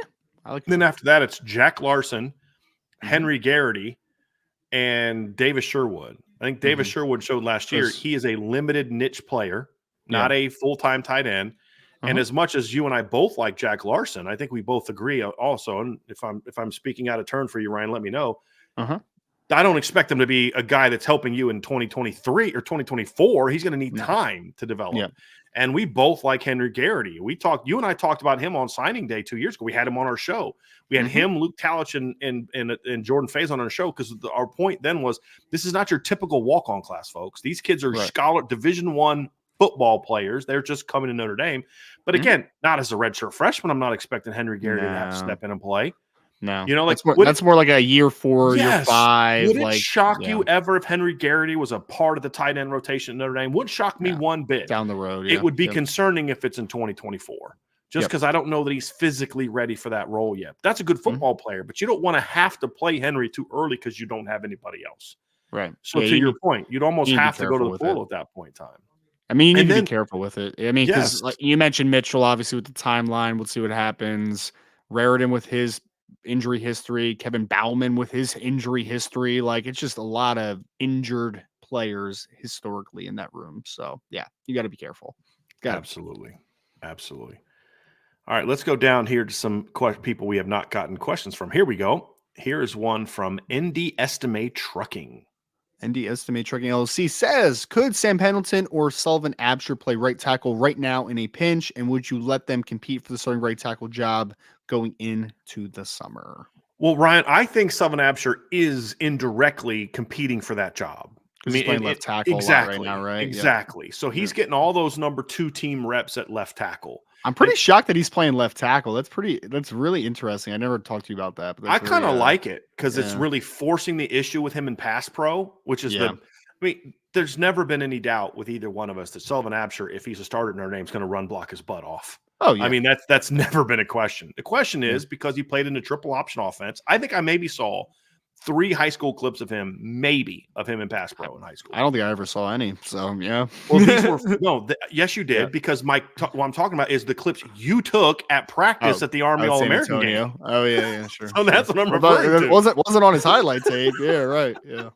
So I said clips, not highlights. Yeah. Clips. Sure. And then, of course, we saw him in the also. I honestly don't remember him taking I think I watched one game of his in high school where they might have thrown it once or twice. Like and that's not, but he wasn't in pass pro. It was a run action throw. Yeah. So it wasn't like a pass set. So even when he was pass blocking in high school, it was like how Navy pass blocks. There wasn't really a pass set. And so left tackle makes sense. But here's the thing, Ryan, you and I both know this. If he's playing really well at left tackle and he's grading out higher than the guys at right tackle, that's an easy fix. You move him over. So he is competing, but you don't move him over there now because now then 3 guys are competing for one job as opposed to right now.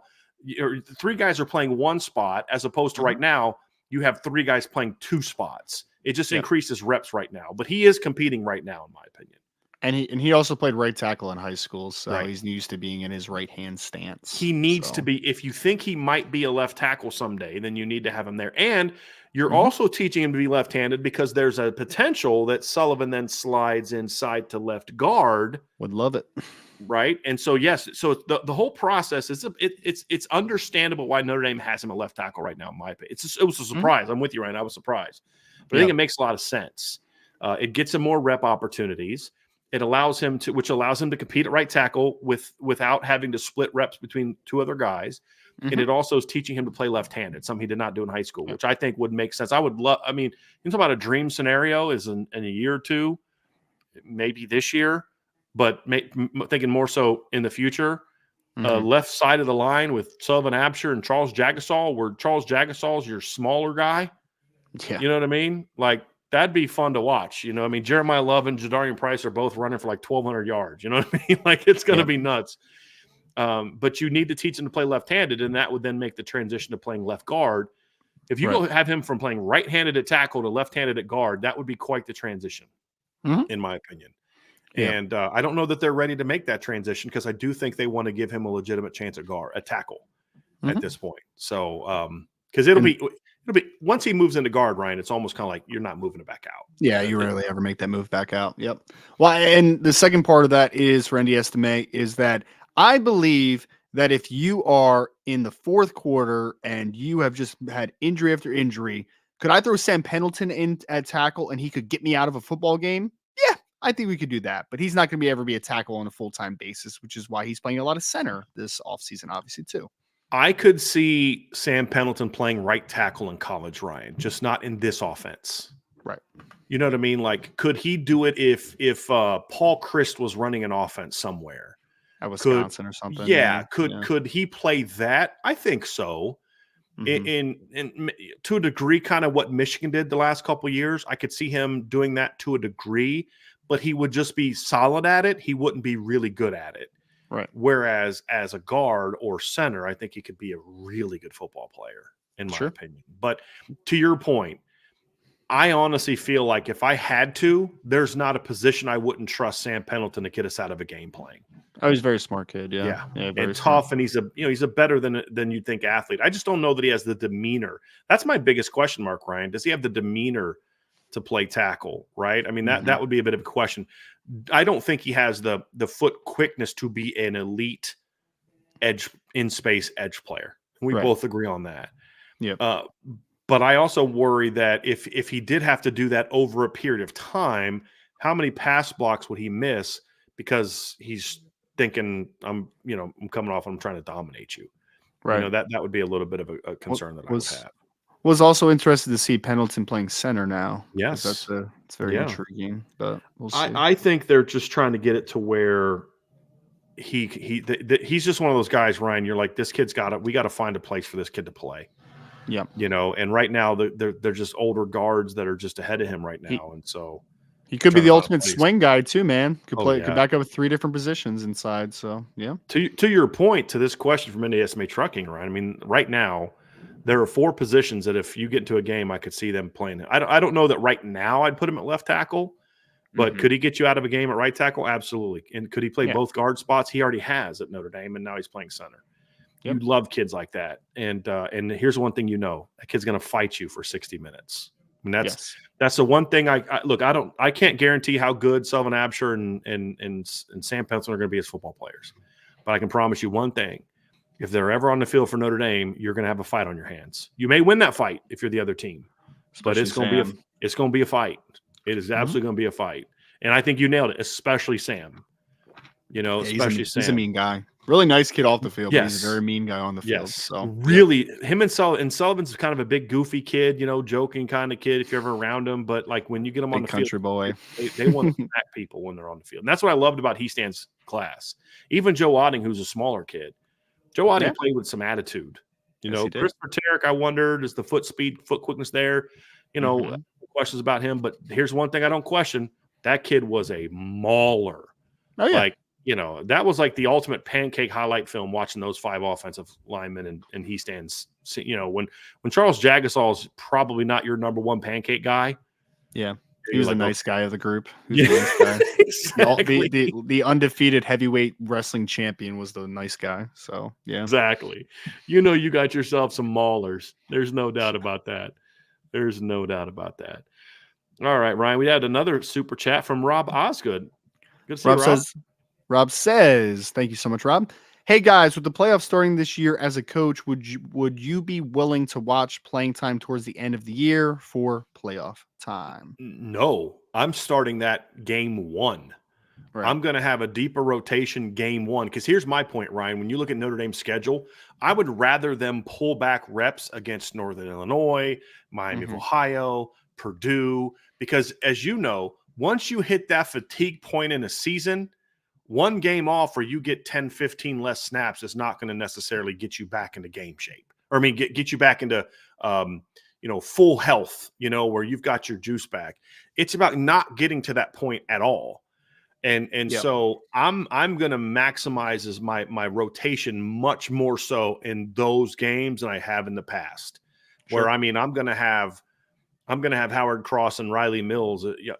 They're going to be part of the game plan, but I'm rotating early against Northern Illinois, against Miami of Ohio, and Purdue. And if we put that game away at halftime,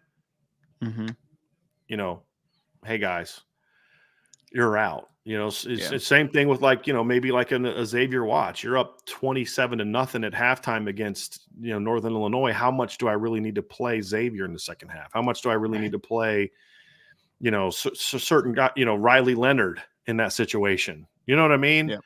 So I would absolutely do that because you're now preparing for a 16-game season and you only get 3 weeks off basically for the playoff. For the playoff game. You know what I mean? So yeah, I think you need to start that now because I just believe, Ryan, and I could be wrong. If you wait till the end of the year, you run the risk of it being too late. Where you if you do it throughout the year, you get into that rhythm to where you can't necessarily guarantee me that you can back them off in November because you got Florida State and USC on your schedule.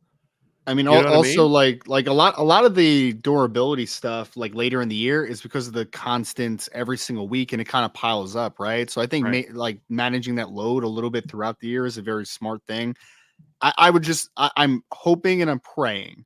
Last year was really good by Notre Dame. When they played against an inferior team, they beat the brakes off of them and they got some younger guys in the game. It was great, right?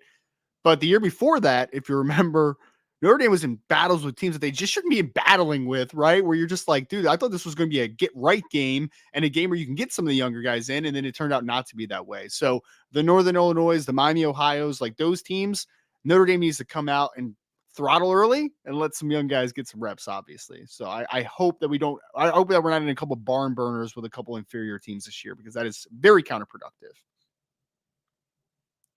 Got another one about Sam. Got a couple here about Sam Pendleton I want to get to, Ryan, that I'm going to pull up now. Sam Pendleton in this chat, because former friend of the show.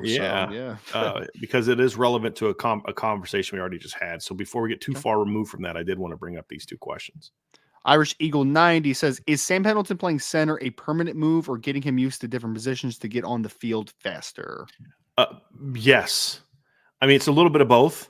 You know what I mean? Is it a permanent move in that they're not just moving him to center for the next week to get some reps at it? I think they're moving him there, and the intention is for now we're going to leave him there. Yeah. But it's a situation where he's played guard, he's played center. If there's a need at any of those positions, you can easily move Sam there. So it's a little bit of both. So because like he could be the backup center from now until whenever. Behind Ashton Craig. But if they get into a game next year and Billy Schrouth goes down and they're like, okay, well, let's say Billy Schrouth is down and Rocco's out or Coogan's out or whatever. And, look, you're not going to put Ty Chan or Christopher Tarrick in at right guard. You're going to slide Sam Pendleton over there and put him there. It's kind of like what they did with Andrew Kristofic. Although I think that Sam right now to me is a better player than Andrew was at that age, because his power has developed in ways that Andrews just never really did. I really liked how Andrew moved, and I loved his high school film, but he just never developed the power. And as he got bigger, he lost a little bit of that athleticism that made him such a good high school player. Sam showed up over 300 pounds with good foot agility for that size and great power potential. So he could easily move that, even if he is the permanent backup center. Right. That's the reality. Well, and you need a center that's going to be able to play as a backup too, is the big thing, right? Like, I love Joe Otting. I think Joe Otting could be really good at Notre Dame, but he's still 280 something pounds right now, right? Like, he's still a little bit he's probably a year away from being able to actually contribute in some capacity. So this makes it very easy if in case Ashton Craig, again, God forbid something happens, you now have a guy that's been practicing there, that has reps, that's over 300 pounds, that's ready to go. So I think it's also just making sure you have a center in place that you are willing to put into a football game in an important, crucial situation in 2024. It's also similar to what we talked about with the move from tackle to guard, in that if you have Sam Pendleton playing guard and you get into that emergency situation, well, let's put him at center. He's not going to be ready to play that. He's not going to be able to handle that. Right. The fact that play him, get him all the reps at center, it'll be much easier to move him back out to guard. But you have to, if he is going to be your next option at guard and center, right now, his reps need to be at center, because that's the position that's not natural for him. He wasn't a center in high school. Not that he snapped before. I think he said that that he snapped before. Yeah, he was practicing with it. But he was never a center. Now get him that work. And if you have a need at guard, then Sam can just right now, he can move right out to guard easily. Yeah. But if he's splitting reps between the two, you're losing opportunities for him to get more comfortable at center, to your point, Ryan. And so I think to me, it speaks volumes about what the staff thinks about Sam Pendleton, that they're moving him like this. Like, this kid can play for us. This kid gives us something at a lot of spots. We need to get him ready to help us in multiple spots. As a redshirt freshman, it tells me that Sam has made a very strong impression on Joe Rudolph. That, hey, I trust this kid. This kid can play for me. Now, it's just in Sam's situation, he's just got Billy Schrouth ahead of him, who's an older, even more talented player. He's got Pat Coogan and Rocco Spindler ahead of him, who are 2 years older than him. And so, but don't be shocked if at some point in time the staff decides either this year or next, like, hey, this kid 72 is just too good not to play. We gotta get him on the field.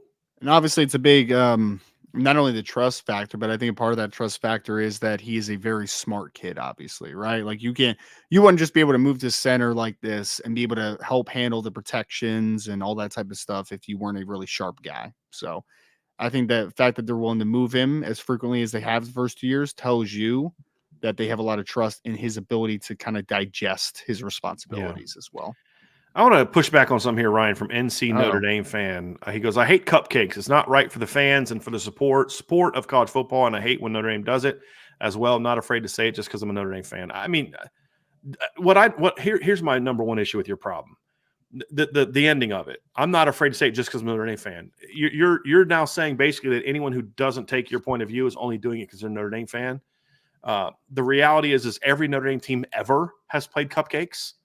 I mean, let me go show you some of the high school teams that Newt Rocky's teams played back in the day, I mean, I would also say that every college football team ever has played some cupcakes. So it's not even just a Notre Dame thing, but yeah. And you have to, because here's the reality of it. I care more about the Notre Dame players than I do about the Notre Dame fans when it comes to how you're putting a schedule together.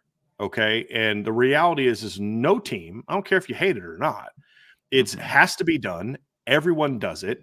And this notion that Notre Dame should play 12 hard games is ridiculous. Notre Dame should absolutely play a MAC team every year. Absolutely should play a MAC team every year. It's part of developing the program. Because here's the thing. The same people crying about Notre Dame playing a MAC team or whatever will be the same people crying about why doesn't Notre Dame ever get their young guys on the field? Well, because you have them playing a Power 5 team that was in a bowl game last year every week. And so, of course, they're not getting some of that rep.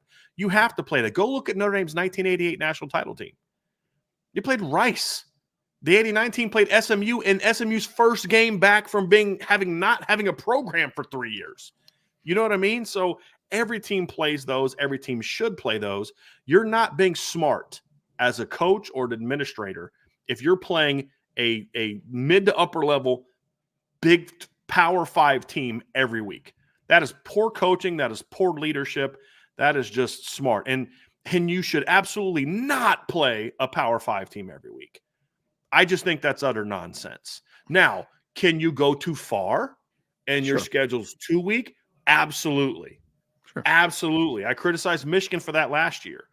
But the fact is you should play those type of teams. And I have no problem playing 2 MAC teams in a year, especially when one of those MAC teams just won 11 games last year, guys. Like they're not playing like an 0-12 Ball State team. They're playing a Miami of Ohio team that has NFL players on their roster, Ryan. You could speak to that. And that won 11 games last year. And they would beat the brakes off of Navy too, Miami, Ohio last year. Yes. So, yes. Yeah. Yes. So that's my thing is can you go too far with it? Yes, absolutely. Mm-hmm. Should you be mindful of who you play in the non-conference as a conference opponent when you know you're in a weak division or your overall schedule is weaker? Sure. Yeah.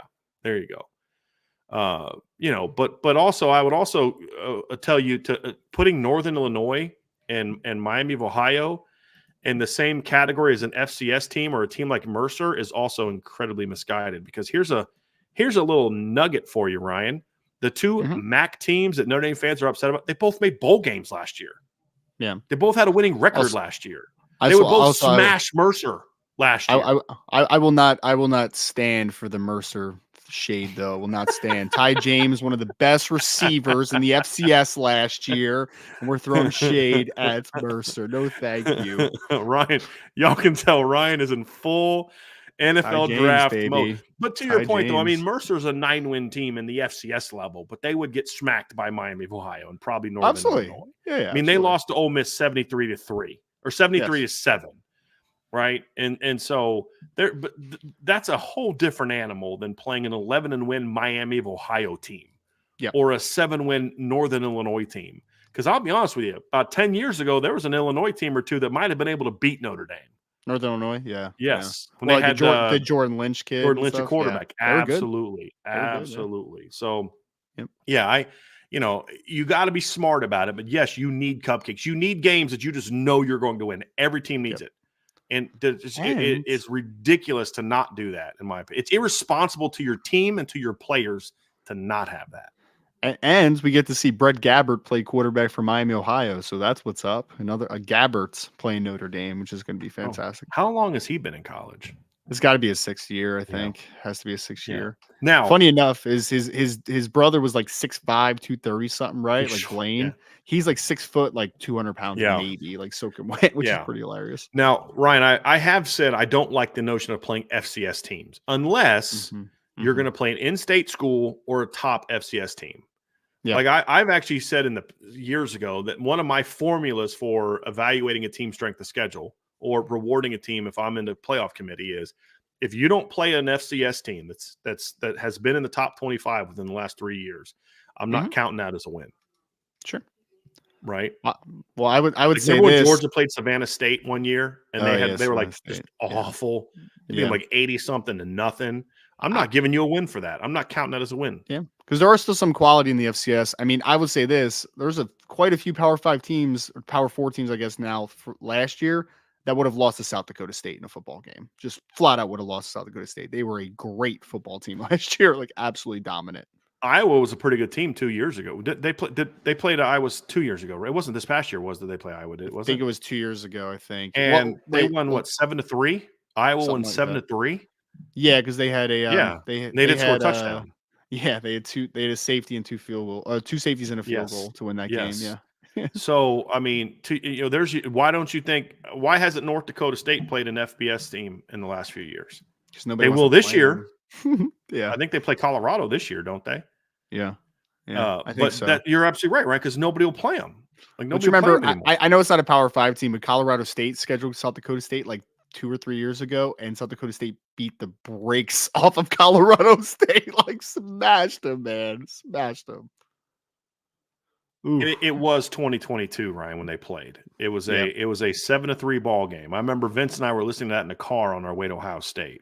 Mm-hmm. It was, I mean, Iowa had 166 yards of offense in that game. They were so freaking bad on offense. Iowa and Northern Iowa had a couple nice battles a couple years ago too, because Northern Iowa was a tough FCS team usually. So, well, James Madison's beaten ACC teams in the past. Yeah. They beat Duke one year, I believe. They beat Virginia Tech one year. We've seen games like that. I think Montana beat a number of years ago, back when they were really, really good. I think they beat a Power 5 team. They probably beat someone. I know Eastern Washington almost beat. Remember that big time like FCS quarterback they had a few years ago, and they almost beat somebody. It was the year before, a year after they won the title. Vernon Adams. Yes, Vernon Adams. Yes, the kid that went to Oregon. Yeah, and I think they gave Washington or somebody like that a real tough game. I think Washington lost to Montana State 2 years ago, maybe might have 3 years ago. Might have. Washington lost to some FCS team 2 or 3 years ago. Yeah, let me look it up, Ryan, because you are Montana. I was correct. They bought Montana. 2021, they lost to Montana 13-7. 13-7. Yeah, I knew it was a close game like that. Yep. So we've seen that before. So if you want to play a good FCS team, okay, I'm cool with that. That was my issue with Tennessee State. I just was like, they're just not very good. That's my issue with it. It's like, you want to play an FCS team, all right, cool. Play Youngstown. Like honestly, there have been years in the past where Ohio State playing Youngstown State would have been tougher than them playing, Kent State or Akron. I mean that. But do also, that. Don't go play, Davidson. Or what I mean, or something like that. That's my. And issue. Also, the FCS gave us one of the greatest big house moments of all time when App State went in there and smacked. But again, that was a really good team. Like, and it should also be regional. Like, why is Florida State playing Duquesne? Why? What's the purpose of that? No, it's good for Duquesne because they know they'll kill Duquesne. Right, but like you got all those schools down south that you could play. And you chose go play Jacksonville State. They want a part of Pittsburgh, baby. Let's play the Duquesne Dukes. Yeah, let's do it. So I think Jacksonville State's D1 now, but didn't they beat Auburn or almost beat Auburn a few years ago when they're still an FCS school? I think they did. So, I think they did. Yeah. Yep. They did. Yep. All right, let's get back up top here, Mr. Armani Edwards, Corey Lynch at safety for App State. Yeah, bud. Why are you all trying to do that to my guy Antoine? You know what I mean? If Pitt wants to play Duquesne, I'm cool. If Penn State wants to play Duquesne, back when I'm good with that. I'm truly good with that because you're there in some ways, Ryan. Too. It's not even about football. It's about we're all part of the same state system. You know what I mean? The state school system. And so Ohio State's playing, Bowling Green, and it's good for that state system because they're getting some of that Ohio State football money because they're all part of the same act. Because it's like in North Carolina, University of North Carolina, NC State. There's some others like UNC Wilmington, UNC Greensboro. Those are all UNC Charlotte. They're all part of like the same actual school system. And so it makes sense for them to play those teams. It doesn't make sense for Florida State to play Duquesne. Right. It would make sense for Pitt or Penn State to play Duquesne, or even Ohio State to play Duquesne because it's right across the border.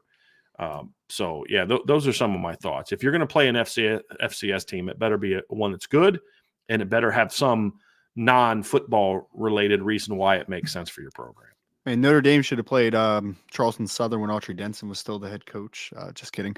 Josh Pates mentioned last year from Idamanami, and again last week, that team should scrimmage an FCS team for spring game and pay them. He thinks it can be good for all parties. What do you think? I understand it from his point of view. I think his argument for that makes a ton of sense, Ryan. I don't like it because I always worry about playing an inferior opponent like that in that type of setting. I always feel like there's a greater risk of injury just because like you're playing guys that aren't used to moving at your speed and aren't used to doing those type of things. You know, I don't know how much they're out, especially on the portal era. Hey, I'm gonna go try to lay out some Notre Dame kid and get noticed and then jump in the spring portal and go play and go transfer somewhere else. You know, I don't practically speaking, I don't like the idea. I understand Josh's argument. I'm very sympathetic to Josh's argument. I just looking at it from a coach, I'm not exposing my team to the risk of injury in that situation. And here's the other part of it too, Ryan. In most instances, I'm going to get more out of the spring practice going against my own defense than I am going to be going against some FCS team. In most instances, sure, I just am. Now, what I have said, Ryan, is what I would like to do is see something in the spring where there's more of a uniform spring schedule in college football, and that you can have a week of crossover practices against you can have 3 crossover practices where you can have Notre Dame would have Purdue come into town. Like NFL teams do for mini camps. Well, NFL teams like that more than playing preseason games. They like the joint practice thing. Yeah, that's something I would like to see. You know, I think would make a lot of sense. And you know, so those type of things it would make more sense. But again, I wouldn't want to do it against an FCS opponent for some reasons that I mentioned. But for Purdue, for teams like that. But here's the sad thing is you know who's going to be against that? Those smaller schools, those Purdue's, and because they're like, look, we go practice for 3 days. And my D tackle, is kicking your offensive lineman's butt, and miraculously he's jumping in the portal a week later and going to your school. You know what I mean? Like that would be my fear about it. But I think that would be a lot more beneficial to these kids and these teams and stuff like that than a scrimmage against Purdue. Like, you know what I mean? To your point about the NFL and the preseason, like I wouldn't want the blue gold game to be against Purdue or Indiana or somebody like that. I'd want it to be against it's the reward for your spring practice. But I do like the notion of having like 2 or 3, like 3, practices, maybe you can even do it after the spring game or maybe the middle of spring where you just got this week period where everybody's kind of playing some sort of crossover type of practicing situation. With and I would even set it to where like you can't play anyone outside of this many miles away from your campus, right? I mean, so it's like a pro day. You can't go to this. Yeah, kind of too far out of this sector. Yeah. Now there have to be exceptions because some teams there's nobody close enough to us. Nebraska would probably need an exception for playing somebody, something like that. But and look, you can play an FCS team if you want. I wouldn't if I was Notre Dame. It would make a lot more sense for Indiana to go against Indiana State in a practice like that than maybe it would for them to go to Notre Dame in year 1 of Curt Cignetti's tenure. You know what I mean? Like my guys get their heads knocked around for a week. So that, or if you're Minnesota, hey, look, man, we'd love to be able to have a week going against North Dakota State's kids and coaches. Be good for us. So for some FCS, it would make sense. For Notre Dame, I don't know that would make a ton of sense for them. That's why I would leave it open to the teams. Like if they want to do that, give them the option to do it. Because I think that there's going to be a lot of teams that it's just not that beneficial for. I mean, like in your situation where you're talking about, like, let's say Notre Dame invites, we'll just use Duquesne because we mentioned Duquesne earlier, right? Like they schedule Duquesne for a scrimmage, whatever. I'd be so pissed. Yeah, like, you couldn't have done that when I was coaching at Duquesne. Right. Well, I just don't think that Notre Dame gets like a ton out of that, right? I mean, so Duquesne gets the money. Awesome. They also get to play really good competition. So like, that's a good test, right? I mean, like that's great for them. But for Notre Dame, to your point, they're playing against their second stringers, which all due respect are more talented than what Duquesne has as their starters. I mean, it just is what it is, right? But if a lower level Power 5 that's maybe in a transitional period, you said Indiana, Curt Cignetti, right? If Curt Cignetti wanted to go play an FCS team, give him the right to, right? Like he has the option there. So I think having the option open there, and if a team chooses that they want to take advantage of that, let them take advantage of it. Now I'll say this. So when I was at Duquesne, for example, we had a receiving core that we could have got a lot out of playing Notre Dame, back then, because I had one of my kids ran a 4.4 and was signed by the Eagles. You might actually, I don't know if you remember Yarden Brantley. He actually got invited to camp by the Eagles. Had another kid that got invited to camp with the Bengals, played in the World Football League, kid named Michael Warfield. So like, and even when I was at a D3 school like Christopher Newport, we had athletes that we could, in a 7-on-7 setting, we could get something out of it playing against them. Right. But I don't know that like Notre Dame would get as much out of playing my guys as my guys got out of playing Notre Dame. Mm-hmm. But when you get into line play, that's where it's just, this is useless. Like right. Notre Dame's getting nothing out of it, right? 7-on-7, 1-on-1s. My guys could give them some work when I was at Duquesne. But D-O line versus D-line, they're getting nothing out of it. Oh, you know, that would be different. Sorry, my mind wandered. I remember this past year, we were talking about FCS versus Power 5 teams, right? Didn't Sac State just beat Stanford this year, right? Yeah. Like, didn't that happen? Yeah. So, yeah. Yep. So if Stanford this spring said, you know what? Our coach used to coach at Sac State. He has a good relationship with them still. Let's schedule Sac State to get a nice little live scrimmage going. I'm fine with them having that option if they choose to take it. I just don't want to force a team to do that option if they don't feel like it's beneficial for their program. That's kind of where I'm at with that. So Anthony Proger said, Ryan, was Lee Bodden at Duquesne during your time there? No, he finished up his career the year before I got there. I believe his Lee last Bodden year was a Duquesne guy? Yeah, No he idea. played at Duquesne. Yeah, he was there, I believe, the year before I got there. That's the corner that played with the Browns, right? And that's Lee Bodden? Yes, correct. Yeah. And I think he was with the Patriots for a minute as well. Yeah. But yes, he was at Duquesne the year before I got there. But so no, I knew of Lee. Obviously, they talked a lot about him. They had a receiver the year before that was really, really good as well. And but that left, the year before I got there as well. But no, Lee Bodden was not.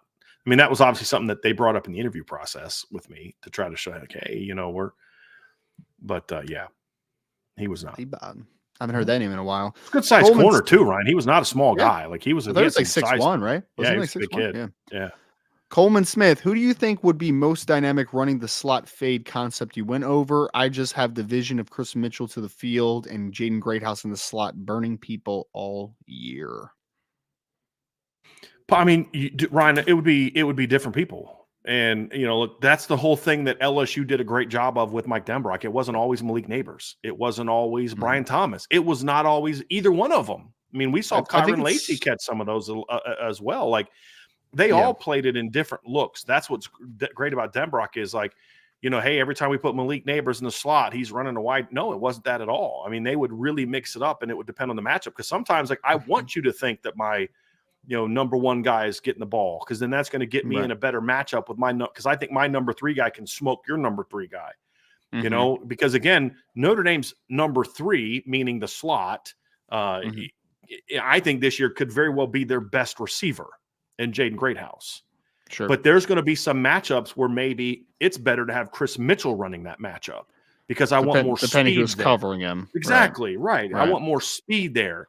It may be times where I may want Bo Collins there because they've got Jordan Clark at nickel. So if I'm Notre Dame and I'm playing my defense and I'm trying to hit a slot fade, I may want Deion Colsey there or Bo Collins there because I want that size matchup at the 25-yard line against Jordan Clark than I do the speed matchup. And so that's the beauty of it, Ryan, is you don't have to have a guy. It won't always be Jaden Greathouse or Jordan Faison. I guarantee you, I'll be shocked if we don't see Chris Mitchell run a slot fade this year. I'll be shocked if we don't see Bo Collins run a slot fade this year. I'll be shocked if we don't see Mitchell Evans or Cooper Flanagan or Eli Redden, one of those guys run a slot fade. And I'll be shocked if we don't see Jeremiah Love run a slot fade against somebody this year. Because if I know I'm going to get a linebacker matched up against Jeremiah Love in a 21 personnel look, if I think I might get that, I'm going to run that. Absolutely, I'm going to run that. Sure. So that's the beauty of it, Ryan, is you're going to get different matchup advantages in different situations. And that's going to determine who runs it. But to your point, I think Jaden Greathouse is going to be really good on that route because he's got the kind of ball skills, Ryan. We saw this in high school.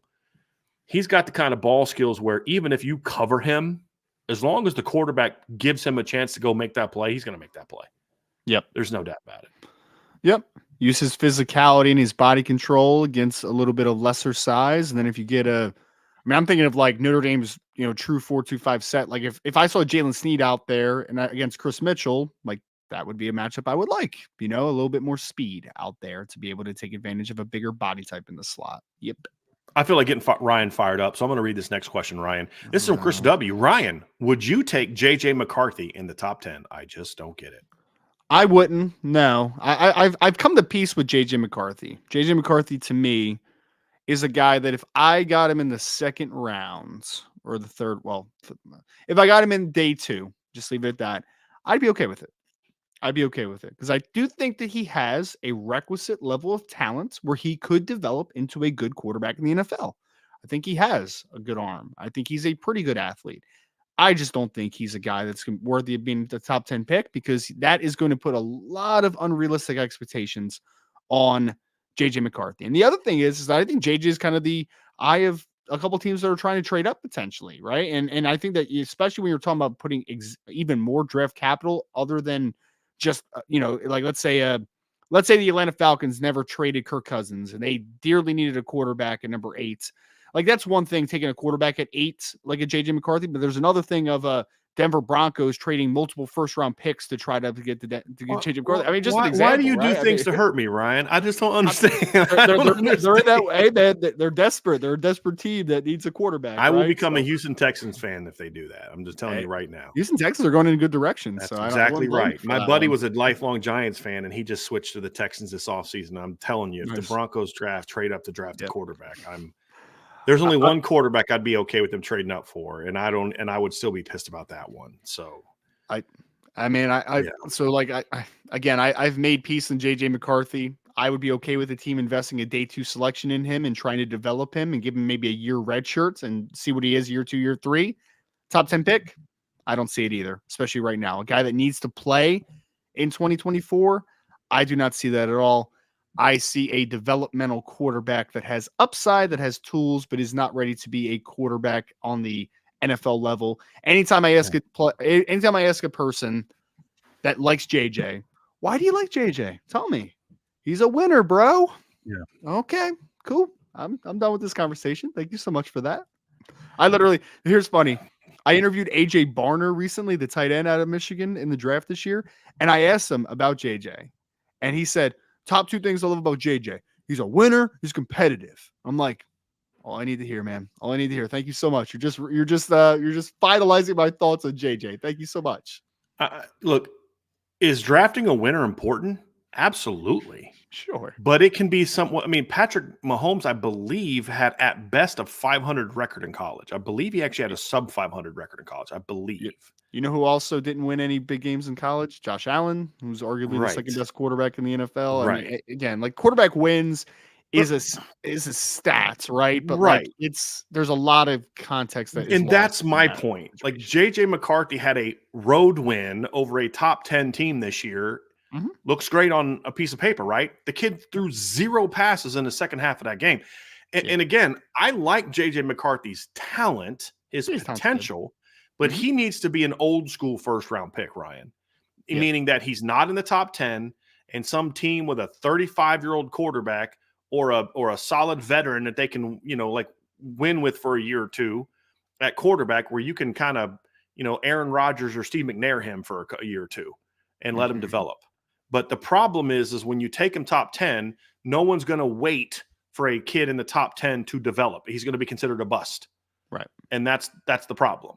I'll say this. I still feel, and I could be completely wrong on this, it's a pure guess. If Jordan Love was a top 10 pick, I think he never would have made it to this season, in my opinion. They never would have had the patience to let him get to the point where he was ready at this point in time in the season. You know what I mean? So when Jordan Love leads a team to the playoffs in year, 3 or 4? Is this year 4 for him? Mm-hmm. Yeah. Guess what? 4, I think. Yeah. It would have been with another team. Right. Like that's my problem. Because when you overdraft these kids, a lot of times the expectation is we need him to play right now. And I don't think that works. Like if you're a team that is, let's just say the Las Vegas Raiders are a team that I would be like, okay, they have Gardner for a year. They can take him along slowly. Like, fine. Or let's say the Broncos never traded Russell Wilson and they were going to play out another year with him. And you thought he might be a good leader for your young quarterback. And you want to take him at 12. I don't love it, but I get it. You're playing for the future. You're not a Super Bowl team right now. But the reality is that right now you're taking that kid and the expectation is he's going to have to play for you early. Right. And I just, that's asking a lot. And But the whole winner thing to me is just, it's so overplayed in the manner in which people look at it. Did J.J. McCarthy make some really clutch plays for Michigan in some big games last 2 years? Absolutely. But it's easier to do that when that's all they're asking you to do is occasionally step up with some of those plays, right? Whereas a guy like Drake May had to put that entire program on his shoulders the last 2 years. If he didn't play well, they had a hard time winning.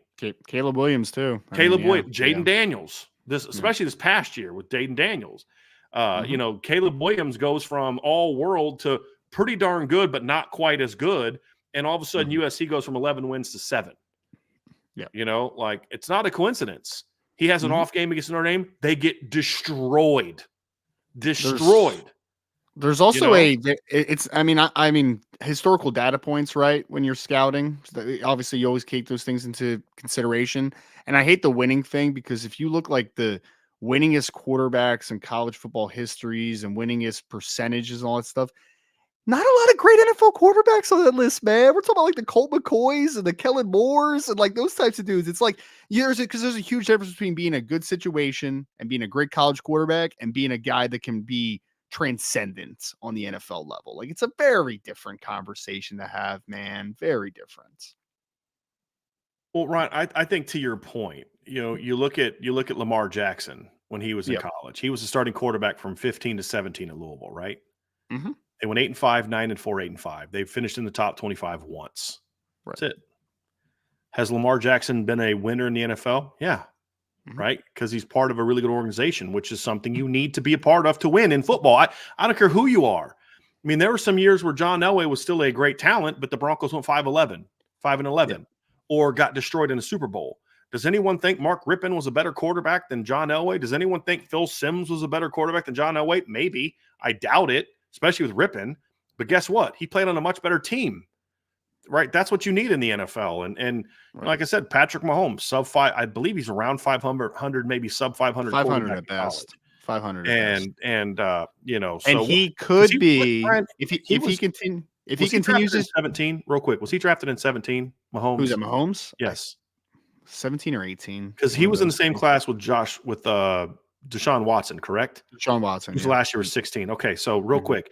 The 3 years prior to him getting drafted, Texas Tech went 4-8, 7-6, 5-7.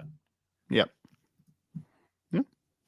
And if he continues doing what he's doing for another 6 or 7 years, he has an argument to be the best quarterback ever. Right. I mean, like we're in that Hall of Famer right now. If Pat Mahomes walked away from the game right now, in my opinion, he's a Hall of Famer. And if nobody is a Hall of Famer, then Patrick Mahomes is a Hall of Famer right now. And nobody out when Patrick Mahomes was coming out of Texas Tech, nobody was saying he's a winner, bro. No, like give me a break. No, give me a break. I loved Pat. I'll be honest, Ryan. That's one I got right. I thought he was a dude, but it was never he's a winner.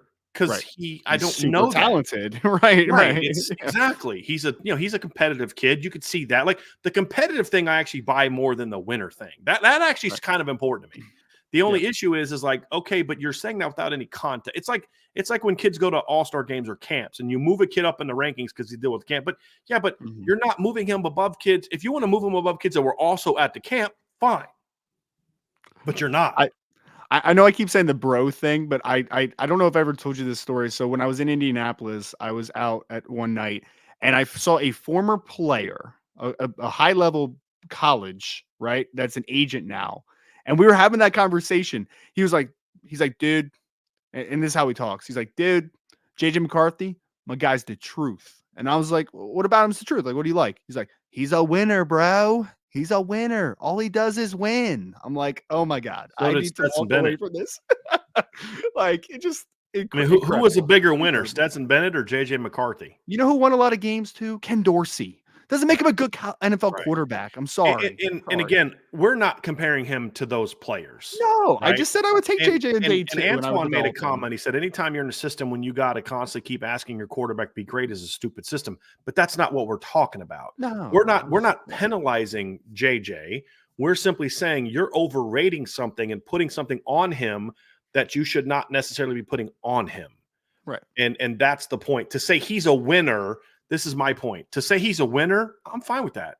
because he was pretty good at IMG, won a lot of games at IMG, won a lot of games at Nazareth Academy.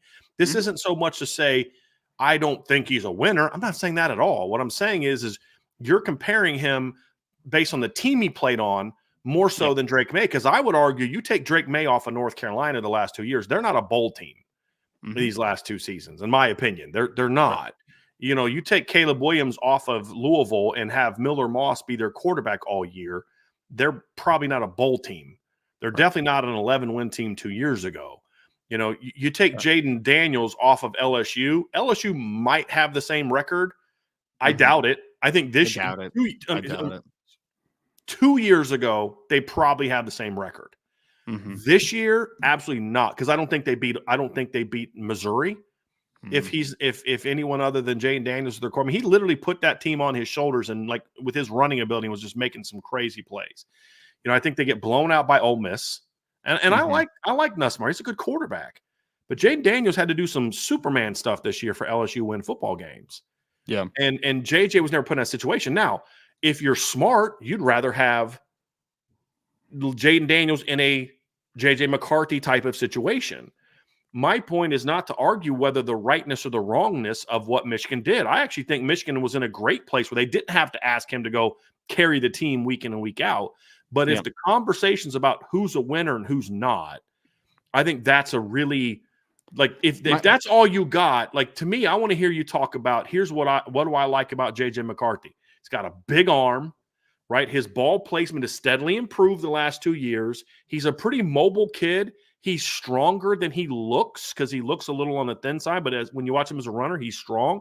His progressions have improved. Like, talk to me about that stuff, right? Well, I mean, that's what's going to determine if he's going to be successful in the NFL, right? Right? I mean, that's the stuff that matters to me, not he's a winner. Well, you know? I mean, it's a resume thing for me ultimately, right? Like, a resume, winning is a part of the resume, but there's a bunch of physical traits. There's a bunch of intangibles that are a part of that conversation. And nobody ever wants to talk to me about JJ's skill set. They just want to talk about 27-1.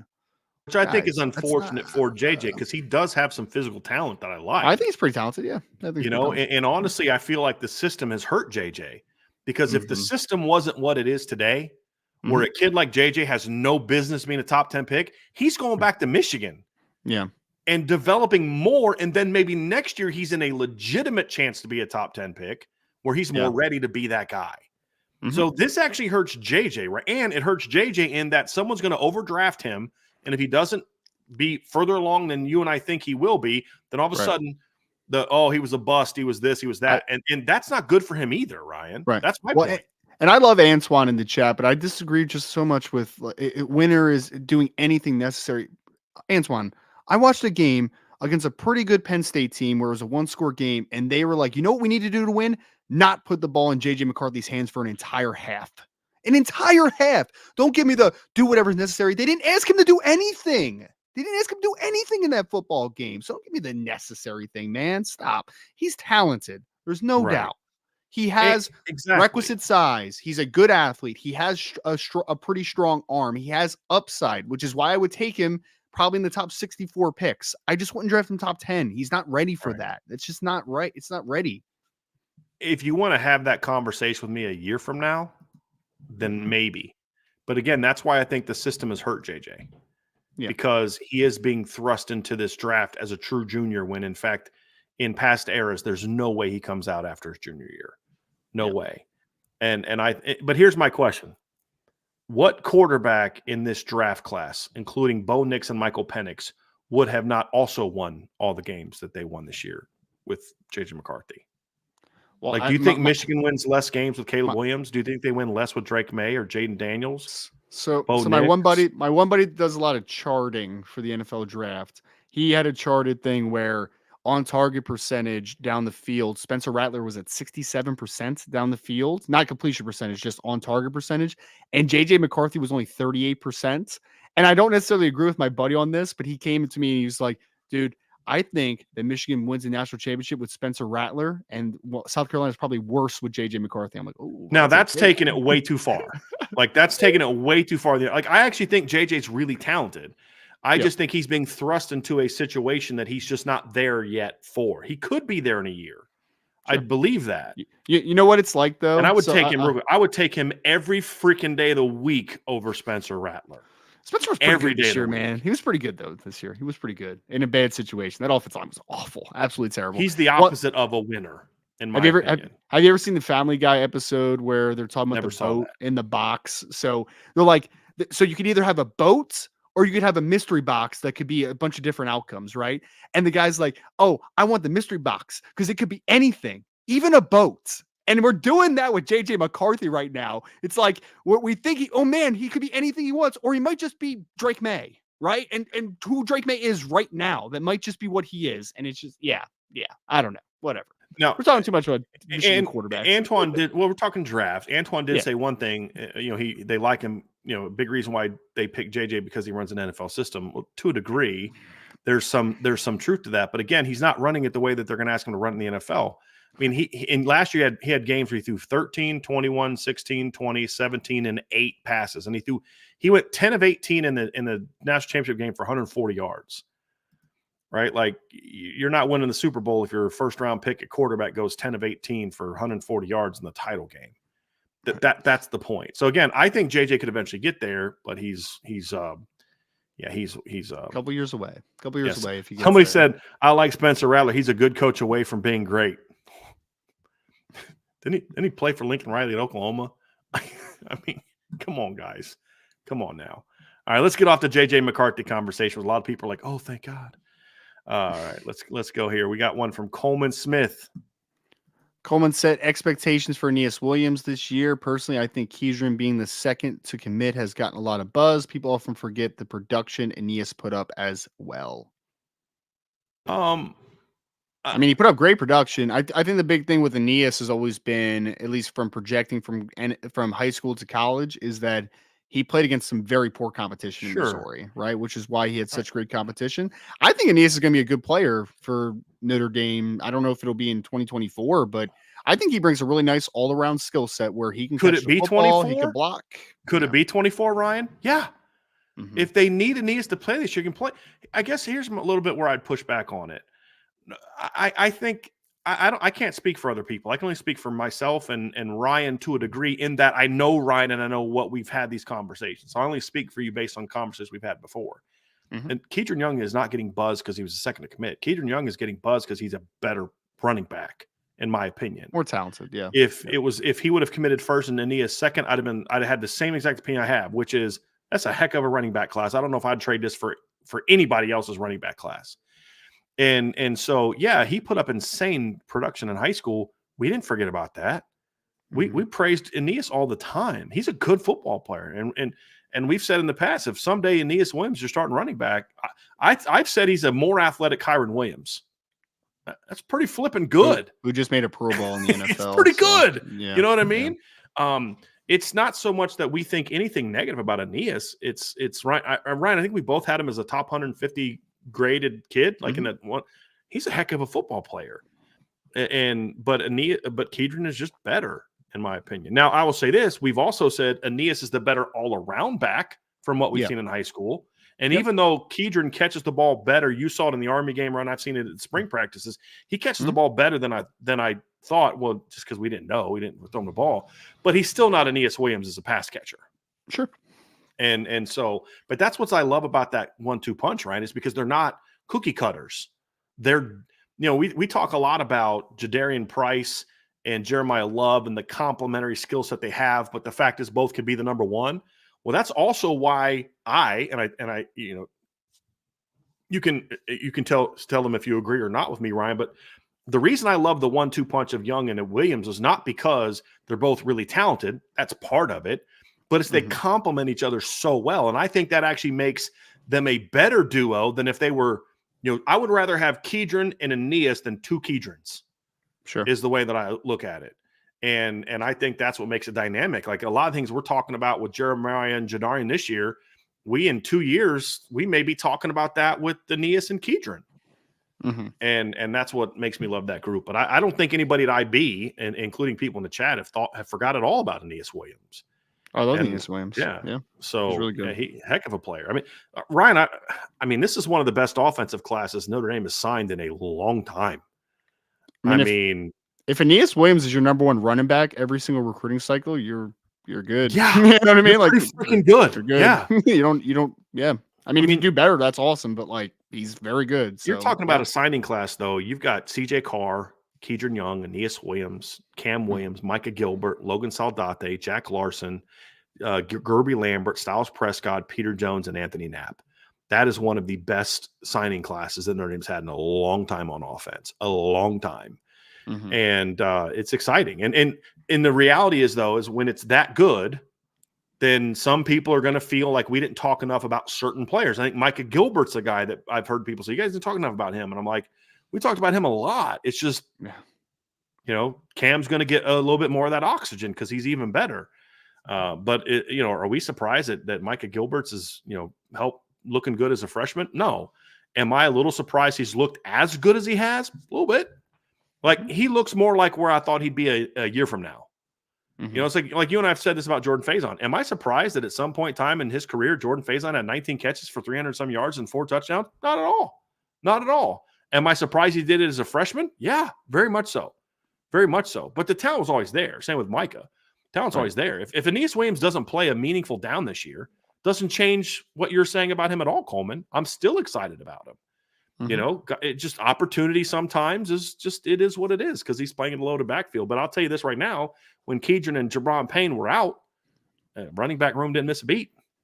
I'll tell you that right now. And just think about where we were in 19, where it was Tony Jones and the depth chart was, I hope Tony Jones doesn't get hurt. That was the depth chart in 2019. You know what I mean? To now it's like, Tony maybe be third. I mean, probably be third on this group. In my opinion. So they've done a great job building this room up. Huge props to Dylan McCullough for that too. Lance Taylor got it started with Jadarian, but Coach McCullough kept him in the class and has really built on it in impressive fashion. Really, really impressive fashion.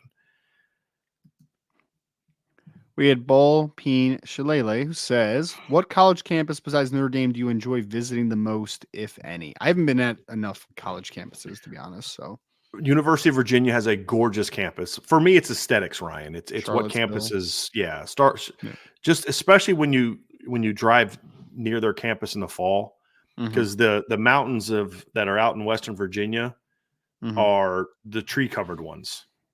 And so when I drive home to see my family, like October, November, and the mountains are just red and yellow and orange, it is just it is a beautiful sight, man. And the campus of Virginia is a lot. I mean, you're driving through that to get there. It's a gorgeous campus. Chapel Hill, North Carolina, Chapel Hill's got a really pretty campus. I love their campus as well. I have not actually been on Clemson's campus. I've only been on their stadium, which is like kind of on like the outskirts of the campus. Stanford has a really nice looking campus too. If you can get out, if you can remind yourself or stop yourself from reminding yourself that you're in California, then yes, but Stanford, in all seriousness, Stanford's got a real pretty campus as well. I like their campus. Georgia's is pretty nice. They have a nice campus. I enjoyed that one as well. Do not like Michigan State's campus. Michigan's campus is just kind of Purdue's campus is okay. It's an okay campus, but those are the ones that I've been to, Ryan, that I probably like the most.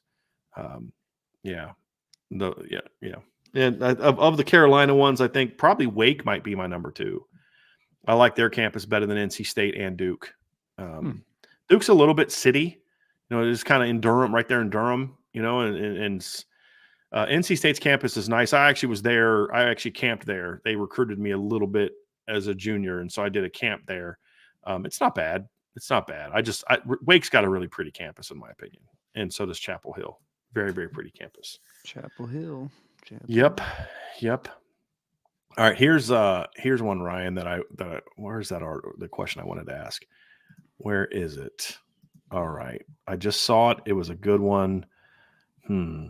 Give me a second. It was one from Coleman. Okay, here's one that I wanted to address. Here we go. Coleman says, with how you said Mike Denbrock only likes to use tight ends sparingly compared to wideouts, will we ever see Michael Mayer production from a tight end under Mike Denbrock? I definitely did not say that. In fact, I've pointed out years where the production at tight end was very good. under Mike Denbrock. What I have said was there have been times when he's used the tight end position sparingly because that's what the depth chart dictated. So I would push back strongly against the notion that I have said that he sparingly uses the tight end. That's not accurate at all. I've definitely never said that, and I don't believe that to be the case. This past season, for example, his tight end had 36 catches. He was banged up all year. In 2022, he had a true freshman tight end that had 38 catches for 414 yards. So in 2021, his tight ends at Cincinnati combined for over 50 catches and 600 yards. I'm going to pull it up right now and give you the exact numbers. But his tight ends combined for 54. His top two tight ends combined for 54 catches for 600 yards and 10 touchdowns. What I have said is he's not going to force the issue. He's not going to throw to the tight end a bunch just because. And so if there are years where your receiving core is loaded and your tight end is not. Like I've used Notre Dame 15 as an example.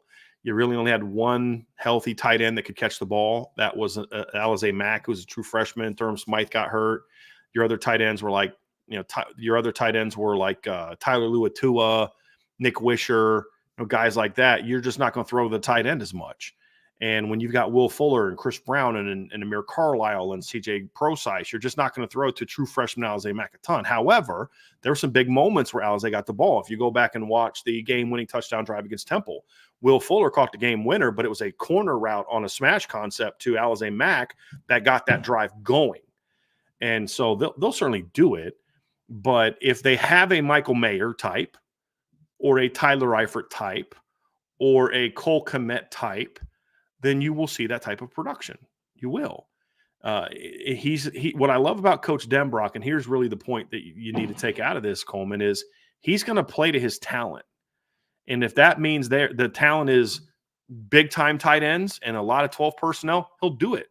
He did that at Cincinnati, and he did that at Cincinnati with a roster that had 3 receivers that got drafted in the 4th round or higher and also had Michael Young. So he'll mix it up. But if it's like, hey, I'll say this, and I'm curious when Ryan gets back, I want to get his opinion on this because he studied Mike Denbrock as well. But I would say this, if Mike Denbrock was the offensive coordinator for Notre Dame in 2022, we would have seen a ton of 12 personnel, a ton of it, because he didn't have the receivers or the quarterback to do a lot of 11 personnel. Now, do I think we would have seen as much 12 and 13 personnel as we did under Tommy Rees? I do not. But would it have been comparable? Absolutely, because that's what was needed. A big reason why Tommy Rees ran so much 12 and 13 personnel in 21 and especially in 2022, because they didn't run it as much in 2021. But the reason we saw so much of it in 2022 is because that made sense. The tight end position room in 2022 was better than the receiver room in 2022. So that was kind of my point, Ryan, is I said, look, if Denbrock was the OC in 22, we'd have seen Notre Dame run a ton of 12 personnel that season because he's going to play to his strengths, and that's right. The point. You remember studying Cincinnati's roster in 2020 and 2021. He had 2 tight ends that were focal points of his offense that year, even with NFL receivers at other spots. And that's one of the things I love about him as a coordinator is the fact that he is not going to – we're 11 personnel 90% of the time, and that's who we are. I know I got 3 All-American tight ends and 3 NFL draft picks as tight ends, but we're 11 personnel. No, he's not going to do that unless his 11 personnel is Golden Tate, Will Fuller, and Michael Floyd. Then he might. You know what I mean? But that's one of the things I absolutely love about Mike Denbrock as a coach. Yeah. I mean, he's always shown to play to his strengths, right? If they're a running football team, they're a running football team. If they're a passing football team, they're a passing football team. If they're 11 personnel, if they're 12 personnel. I'm not worried about Mike Denbrock making a bad decision as far as how to utilize his skill position talent. So I'm very excited about what he's going to do this year. Yeah, no doubt. No doubt about it. All right. So we had another one from Ida Benami, who says, I wish I got to read Lou Emoji's articles and know about the legend Lou Emoji. The day he passed, I went to Mustard's Last Stand in Evanston in honor of him, one of his favorite spots. Best story of Lou. Oh, the one that shows his true character, in my opinion, is when I had been with BGI for maybe a year, And Lou loves dogs. He knows that I love dogs. And our dog Brady died of cancer. And Lou actually cried with me and sent me and Angela a card and a gift and about Brady. And it just kind of showed the heart he has. Like, he just was such a good and decent man. He cared for people, like whenever someone would come up and recognize him at a game, Ryan, he would be so shocked. Like, how does that person know who I am? Why would that person take time out of their day to come say hi to me? Because he just didn't understand who he was. Like, everybody knew Lou was a legend except for one person, Lou. You know what I mean? And we still had a land. Right, I stopped working at BGI in 2019. It wasn't that long ago. We still had a landline phone in the office that had the number that they had forever. And when these customers would call and just want to talk Notre Dame football, he would sit on the phone with them, knowing he had hours of work to do, and talk to them. And that's just the kind of guy he was. But my favorite stories are ones that involve, like, as far as working with him, are ones that involve how much easier he made my life because I had to do no research. Hey, Lou, when was the last time Notre Dame landed a kid from so-and-so? Cool, thanks. Got it. You know what I mean? It was fun. And then I always knew how to get Lou. Lou was a guy that when he was there, he was working. But I always knew how to get Lou to stop working. And the easiest way to get him to stop working was to talk about the 1973 Sugar Bowl between Notre Dame and Alabama. I think it was 72. Was it 72 Sugar Bowl to Notre Dame, Alabama? This is Lou's favorite game ever. And he would get so excited because Lou was very monotone. He would get so excited. He'd say, come over here. And he'd have me come over. He'd pull up the YouTube. He'd start talking to me. Now, what you got to remember about this play is, and it was so great because, like, Lou was just such a hard worker and a good man and just really loved Notre Dame. I mean, his mom worked at Notre Dame in the cafeteria. He had a great story. He had to go to Holy Cross for 2 years before he got into Notre Dame and just took care of his family took care of his mom until she passed. And I remember one time, Ryan, I was sitting in the office and his phone rings. It's cell phone. And he picks it up and starts walking out. He starts talking. And I'm like, is Lou having a stroke? Like, what is going on? He was speaking Hungarian because that's what his mom spoke. He goes to Hungary and he would start speaking Hungarian to someone about his mom. And he's walking out and I'm like, I thought for a second there that he was having a stroke or he was speaking in tongues or something. I didn't know what was going on. But he just was truly one of the most decent. And I think that's the thing at the end of the day you want to be known for is, it's good that he was a great writer. But anyone that knows Lou, you can talk to Tim Priester about this. You can talk to Pete Sampson about this. Talk to Tim O'Malley. Anyone that's ever worked with Lou any period of time, they'll tell you the first thing that you think about Lou is he's just the nicest man you'll ever meet in your life. And if you're going to be remembered for something, isn't that what you'd rather be known for? Like, Ryan, would you rather be known when you pass away? Would you rather be known for how smart you were in the NFL draft stuff, or would you rather be known for he was a really good dad? The NFL draft stuff. I'm just kidding. A liar. Yeah. You are a liar. Now it's good that you can be both, but if you were good at that, but you were an absentee father and all this, it's like, was it worth it to you? Right. And at the end of the day, that's who Lou was. He cared. He truly cared about people, and he truly put, not I'll say, and I wouldn't even pride, but he really valued, what kind of impact he made on people's lives. He was a great mentor to people, and I do miss him constantly. Ange and I were just talking about him the other day, and just the kindest man you'll ever meet in your life. And if any of you that don't know who have never read his stuff, there's still articles online about it. He did a top 10 all-time Notre Dame recruiting classes series of articles that are just phenomenal. Where he's breaking down the 1946 class and all this other kind of stuff. And I think it was the 46 class that never lost a game. There's a recruiting class that never lost a game in college. They tied a couple, but never lost a game in college. It's just nuts, man. So he was truly an amazing guy. And on top of being just the smartest. I mean, people are like, oh, you really know? I'm like, dude, I couldn't hold a candle to Lou when it comes to knowledge of Notre Dame football and stuff like that. It just he was a true joy. Did you ever get a chance to meet him, Ryan? No. Nope. Yeah. I always feel bad for anyone that never got a chance to meet him. He was an awesome I used to listen guy. to your guys' podcast though all the time. Yeah. So Very different personalities. Yeah. Mhm. So, do you have any regrets from working with Lou? And I said the only regret I have is that I'm a very talkative guy, and me, I tend to I have to mute myself sometimes to not get because it's conversation for me. It's just back and forth. But Mhm. Lou was so giving that he would just kind of let you go on your rant. There was no fighting for that oxygen because he's just too nice a man. So if I could go back, I'd say I wish I was a little bit more willing to use our time to pull more out of him than to always have to dominate the conversation. That would be the one regret that I have, because my demanding, like with you, it's better because like you also have that kind of personality like me.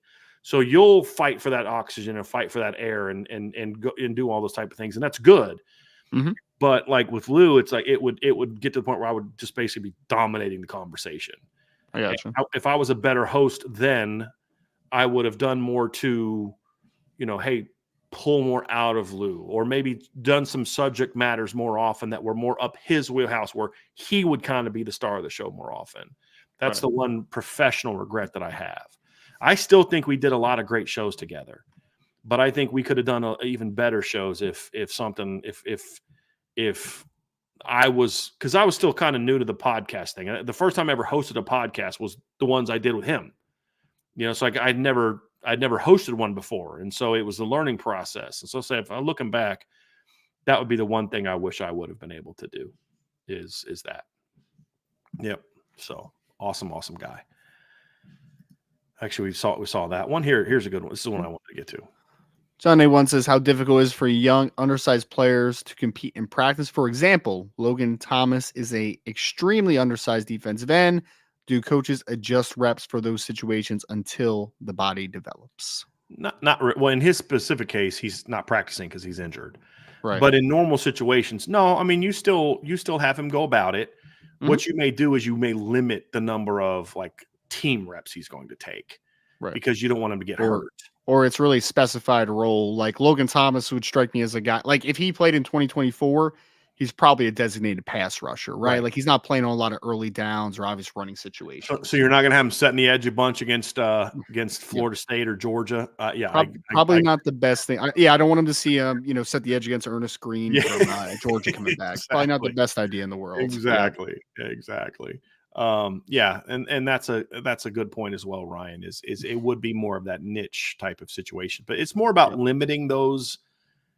I'm not having him go against Charles Jagasol 75 reps in a team period, that would be more I would do if I'm never practicing him setting the edge or doing something at the point of attack, then when he is of weights, then he doesn't have any experience doing that, right, John? So that could be counterproductive a little bit in the long run. So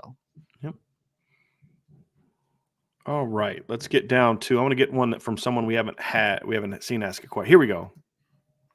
We had DJ who says, which position can we least afford to lose the second team player to the portal? Ooh, second team player to the portal. Which position can we least afford to lose the second team player to the portal? Well, I mean, for me, I think the answer is, Ryan, we already talked about earlier. They could not have, corner. Like, let's just say whoever wins the battle between Jaden Mickey and Christian Gray, if the guy that doesn't start leaves, that's a problem. Yeah, that's a major problem, in my opinion. Yeah, that's a good one. Oh, yeah. Here's another one that's I agree with that one. Right tackle would be one too, where it's like if it's just Tosh and nothing else, you're like, oh gosh, what are we gonna do here, man? Like we don't even have any competition for him. And now you have a redshirt freshman who's never like taken a meaningful pass set in a game.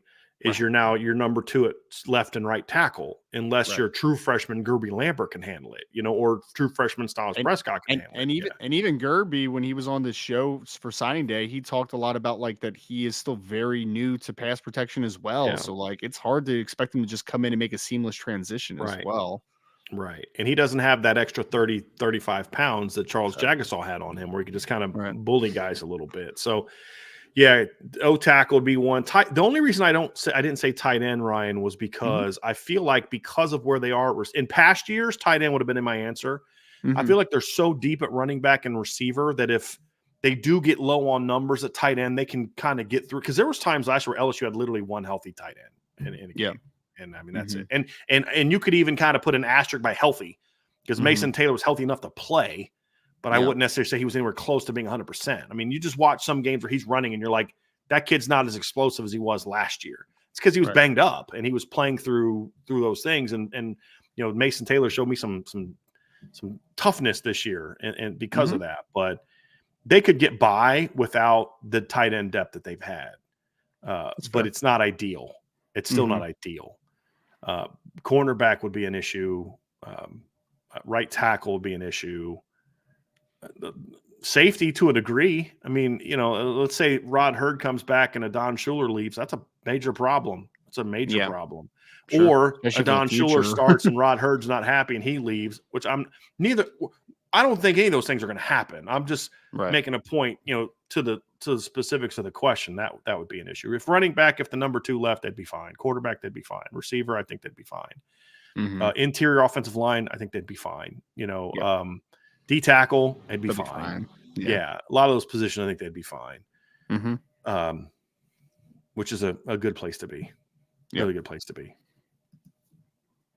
We had Mark Avalone who says, have you ever analyzed Kevin McDougal, 1993 quarterback, strength and weaknesses? And do you think he would have been a better pro if he had not been sandwiched between Rick Meyer and Ron Powlus? No, I don't think he would have. I don't think that impacted his professional career at all. Kevin was a really good, I mean, he was what you would call a winner, you know, at Notre Dame, because he would just always had a knack for making those plays when you needed him to make a play. He was JJ McCarthy before JJ McCarthy, baby. Yes. There you go. Never went through a game, I don't think, where he didn't throw the ball against a top 10 team at all in a half. But he just wasn't. He was a good athlete. He wasn't an elite athlete. He had a pretty good arm, but he wasn't a natural passer. He was an option passer. You know what I mean, Ryan? Like, he was just not that. He was a really good fit for Lou Holtz's offense, but I don't think he was. Whereas Meyer and Paulus were bad fits for Lou Holtz's offense. Like, they'd have been better off going to a Penn State or, you know, Purdue back then, where, you know, you had a little bit more of a passing system. They would have been much style better passing type of stuff. Exactly. They were not natural option quarterbacks. Right. McDougal and Tony Rice were much better fits for Lou Holtz's offense than Rick Meyer, Ron Paulus. I wonder too if Rick Meyer, because obviously he got drafted very early. I wonder if going to another school may have actually gotten him more. I think ready for the NFL. You know what I mean? I think there's a lot to that, Ryan. 100%. I think there's a ton to that. I've thought about that. Like, what kind of career would Ron Paulus have had if he'd have gone to Penn State instead of Notre Dame? Yeah, we'll never know. But, you know, I mean, and it's an interesting question. It's a very interesting question. I actually liked Ron Paulus a lot, even at Notre Dame. I thought he got a bad rep because of all the hype they put on him. That wasn't his fault of all that. Sure. I have certain different feelings about him now, but it has nothing to do with what I thought of him as a player. I still believe if Ron Paulus would have gone to a school that developed him as a passer, he would have had a much better chance to be an NFL quarterback. And because also you're talking about 2 collarbone injuries to a quarterback are not something to sniff at.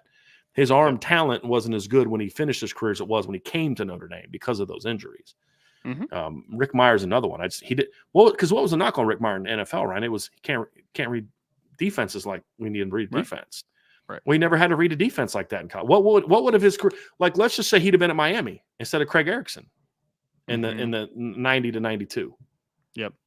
You know, like he would have learned a little bit. He'd have been playing Dennis Erickson's wide open, throw the ball all around offense. He'd have learned to process information a lot more. Way more physical talent than a guy like Craig Erickson. Oh, no doubt. Yeah, those are just some of my thoughts on that one. Here's a good one, Ryan. I'm going to ask this one of you, Chris, because I actually answered this one somewhat recently. Outside of quarterback, who is the one? It's from Christopher Crosby. Thank you, Christopher. Who is the one quarterback who, outside of quarterback, who is the one kid in the 26 class that you want above all others? So, like, if you could say, man, I can guarantee that Notre Dame is going to get that kid that's currently on the radar. Jackson Cantwell. Jackson Cantwell. Offensive tackle from Nixon, Missouri. We just talked about it. The right tackle position is in a little bit of a interesting situation for the 2024 season. Offensive tackle wise, I think you just need to continue to add good bodies there, right? Good talents there, because that was one spot that unfortunately was maybe not filled enough, in a couple years span there, right? So I think getting talented offensive tackle is very important. I think that Jackson Cantwell, in my opinion, at least from what I've seen earlier, I think that he probably is the best player in the 2026 class for me. I mean, You're talking about personally. just So any period or yeah, just any offensive line? player. Yeah, I think it's between him and the Kendra Harrison kid, the tight end, defensive end out of North Carolina. Like, that kid's pretty sick. Tyler Atkinson out of Georgia, the linebacker out of Grayson. Like, those are some guys that are just like, yeah, they're really, really good, So I can't say that I've seen enough film, Ryan, to say that he's the best player in the country. So I'm not agreeing or disagreeing. I will say this, however. Right now, his film is better, in my opinion, than the 3 kids Notre Dame has committed in the 2025 offensive line class. Oh, yeah. Right now. And those are good football players. Those are all kids that we grade as 4-star kids and with good upsides. He'd be there if he committed tomorrow to Notre Dame. And I'm not saying he will. I don't even think he's visited yet. And he decided to reclassify to 2025. Yeah. He would absolutely be a top 100 player at the very least, and he would very easily be the number 1 offensive lineman in that class. Oh, yeah. Easily. In my opinion. I mean, I think that kid has about as – I've never seen a sophomore like that in my life. I've never seen it. He 6'7", 300 pounds, moves well, incredibly physical. He's also a 64-foot shot putter as a freshman in high school. I mean, his parents apparently are both Olympian throwers. Like, this kid's a freak, man. He's an absolute freak. Yeah. Kendrick Harrison's a freak, though, too, because that kid's 6'7", 245, could play tight end. He could go play wide receiver if he wanted to. He could play defensive end. That kid's a freaky athlete as well. But I would probably go Jackson Cantwell just because offensive tackle – I think is more of a need moving forward of the next couple years than what tight end is for me. So, yeah. I think the point you nailed, Ryan. Yes, he's big. He's listed between 6'7", 6'8". He's already 300 pounds. He's powerful. He mauls people. But he's so athletic for that size. I mean, just not even for that size, Ryan. He's just athletic. I mean, you go watch his highlight tape. The first highlight tape, he's coming off, butt dropped, pads down, and just boom, gets off the line and just blows a dude up. You're like, okay, that's pretty good. He's crazy. You don't often see 5 clippers in the offensive line. You don't often see that. And 5 clippers are those guys you watch 5 clips of. And what do they used to call them back in the day, Ryan? It was like it's like something meters or something like that, because it was like, it's back when the film was like, however long, it's like 5 clip guys. You watch a guy in 5 clips and frames. They would use like like either inches or centimeters or something. It was something like that. I have to ask one of the old cats about that one. But he's a 5 clip guy. You watch 5 clips and you're just like, this kid's a dude. You don't have to watch any more. Now you will, right? That's you always do, but you're just like, that kid's a freak. Like, I remember watching Reggie Bush and I was like 3 plays in, I'm like, holy crap, this guy's a dude. Yeah. There's just certain guys like that. And Jackson Cantwell, you literally can watch 3 to 4 plays and you're like, holy crap. Yeah. This guy is excellent. There's a couple of them in the class. I mean, again, him, Kendra Harrison, Jared Curtis, the quarterback out of Tennessee, was one of those guys for me where I'm just like, I saw him throw like 3 times. I'm like, all right, cool. I'm good. Yeah. Don't need to see it anymore. You love Jared Curtis. We've talked about him. He's a freak. Yeah. He's a freak. He's a very good player. Yep. Absolutely. Absolutely. Okay, we have another one. Here's one from Archer 452. Archer, what's up, man? What is the most hype you have ever heard for a true freshman going into a season? I mean, that's an easy one. That's Ron Paulus. I mean, before he got hurt for Notre as a Dame, freshman, just for Notre Dame, anywhere. Okay. I mean, you were young, Ryan. Bino Cook, who at the time was one of the big sports writers, said Ron Paulus is going to win 2 Heismans at Notre Dame. Okay. I mean, he was being serious. Like, Jimmy Clausen's hype cannot match. Jimmy was pretty crazy. Cannot match the hype for Ron Paulus coming out of high school, in my opinion. Can't match it. He was supposed to be and he was going to start as a freshman. If he doesn't get hurt, he starts as a freshman on that 93 team. So I don't know that I've ever seen anyone with more hype than Ron Paulus. 2 guys that are just Notre Dame more recently than that, because I don't remember, obviously, Ron Paulus coming out of high school, but Jimmy was one, Manti was the other, where it was just like, holy smokes. That's different. Jadeveon Clowney's another one nationally that had a ton of hype going into freshman year. And he lived up to it as a freshman, He was man. pretty He was good. great as He a got freshman, progressively worse, but yeah, he was a star as a freshman, man. They still play the play where he smoked Vincent Doobie Oh, Smith for Michigan and picked up the ball with unbelievable. one hand. Like, all right. That was one of the craziest plays I've like. It was one of those crazy plays. It reminded me of that dunk that Vince Young did in the dunk Vince contest Carter. where Vince Carter. What did I say? Vince Yeah. Young. Vince Young. Vince Yeah. Carter. Mhm. Where you almost didn't even get it at first. You don't. So you had to kind of go back and watch the replay to realize everything he did on that play.